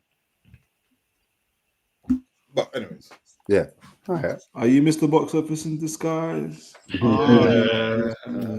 Yoms, man. What are you talking about? we talking to Mr. Box Office all stream. We just didn't realize. See, what do you reckon, man? I agree. I actually think Tottenham will probably win 2-0. But you know what? Just out of spite to Olu, I'll say 3-0. Mitch, money Mitch. I'm just going to go rogue because everybody's gone Tottenham. I'm going to go 2-1 Villa. I hear it. And what's the context behind that? Just because everybody else has gone for Tottenham. That is literally it. No, if I had to put any sort of like logic behind it, is Tottenham haven't looked great at home and Villa don't concede many away. So yeah, simple. I just love the fact that logic I can put to it. I just love the fact that Mitch still defaulted to his regular scoreline. See, even when you don't mean to do it, you still do it. I'm sure before you first said that, I'd only predicted 1-1 against Barcelona as well. I thought you predicted them to beat Arsenal 2-1. Yeah. Oh yeah. Come on, man. Yeah, but see, if I Mitch, the thing is that if I say enough, it becomes a thing. So that's the thing by it. Question. Do you think, because obviously Spurs are in third, right, and 2 points off top place. Do you think that's an accurate reflection, or do you think they're in a bit of a false position? Not according to Tottenham fans. Jeez Louise, bruv. Because you've got Spurs fixtures coming up. They got Villa next at home, which we think they'll win, right? Then they've got a away game at Monaco in the Champions League. But then they've got Everton away, Newcastle away, Chelsea at home, United at home, Arsenal away. So for me, the first 2 games were like you had an easy run. Well, not easy run because there's no easy games in the Premier League, but I felt the games were winnable, if that makes sense. So I was hoping in my heart that we picked up as much points as possible before we hit that hard run in November/December. So I know we don't have a good record against Chelsea or Liverpool. Do you know what I mean? Or Arsenal. Arsenal's always no, that's off from Ange. That's Angera. I don't count that. Obviously. But you want to count the Ange era wins at United, right? I mean, so got a decent record in Manchester. So that was my thought process going into the season. Get as many points as possible through this run. And then when a game starts to become a little bit more techy, that you play your top teams, that's when I was expecting, the honeymoon to be over. And then, fans start asking a few questions here and there about the style of play, whatnot. So for me, if Spurs do end up like second or third, or we hold that kind of position, I'm a happy man because I do expect a bit of a drop off. But that means it's a buffer, if that makes sense. We got a buffer to go into, and then we can build off that in January. So I'm just trying to get to January at the moment. Yeah, makes sense. I didn't know that your run of games was going to be that tough going into, Going into that tough period, it's that's a tough period. Yeah. So that's what I'm saying. For me, we need to put these little minnow teams to the sword. And where's Kudos from? He's Ghana, right? He's Ghanaian, yeah. Do you know there's bare players gone in it? Like bare players gone in AFCON for January. Yeah, Ghana didn't make it though, so I'm happy. Oh, Ghana didn't make AFCON. No. Oh snap! Swear, yeah, no, swear, man, swear. Wait, Wow. so what people are Man, trying to innit? say the two best wingers in the league didn't make AFCON, and the two of the best strikers in the league didn't make the World Cup. Yeah, is that what happened? Boy, possibly. Who else didn't make AFCON? No, the second one was about the World Cup, Sweden. Oh, snap. Yeah, because they got like 1 point, didn't it? Yeah. And Kosovo's got like 7 or 9 points or something. Yeesh. But yeah, yeah, that's my prediction. If I haven't said it already, I think Spurs will. Yeah, I'm gonna do the 2-1 again, man. I'm gonna do the reverse of what Mitch said. 2-1 for Spurs against Villa. I think who will score though? Maybe the captain Romero. He's come back early from his Argentina trip. They've given him a private jet to get back in time for training. So I'm hoping, yeah, he comes out with the goods, man. Set piece. You know, no pun intended for Olu, but yeah, set piece, we get a goal. I first call you crazy. Yeah, man. First they call you crazy. Wait, Toon, our under 21s beat Mansfield in that LDV Vans thing or whatever it is. Yeah, they said Sue did like a Trevella assist. Wait, what? It's crazy. The EFL trophy. What? The EFL trophy under 21s just beat League One Mansfield. That's crazy. I was talking about EFL Vans trophy. Like, what was it? Ford. was it? No. It's just. Yeah, I'm not talking. Wait, our first team didn't play in it. It's our under 21s. That's Kick him out, man. What's going on here? Talking about Vans. You know, Villa won the last 4 games. We've also lost Toon as well, man. I don't know. And Newcastle Newcastle internet. It's been a great show as always. Please make sure you're liking, you're sharing, and subscribing as always, man. This has been a fantastic show. Great channel. You know, It has been. I've barely laughed today, bro. Internet's been up and down. A lot of people losing connections and stuff. I get it. Certain man went AFCON early, bro. It's mad. Hey, Jesus, crazy today, man. But big up. Final words is big up. Is it H9? He's been the star of the show. Any final words, guys? I got a show tonight now. Later on today. Yeah, tonight, 10 p.m. as well. Preview for the Brighton game. So, guys, do tune into that. Yeah. Cool. Owls? Yeah, I will be back Sunday evening where the Owls sleep, weekend catch up and all that. I hear it, man. Guys, any other final words before we end the show? Come on now. Hi.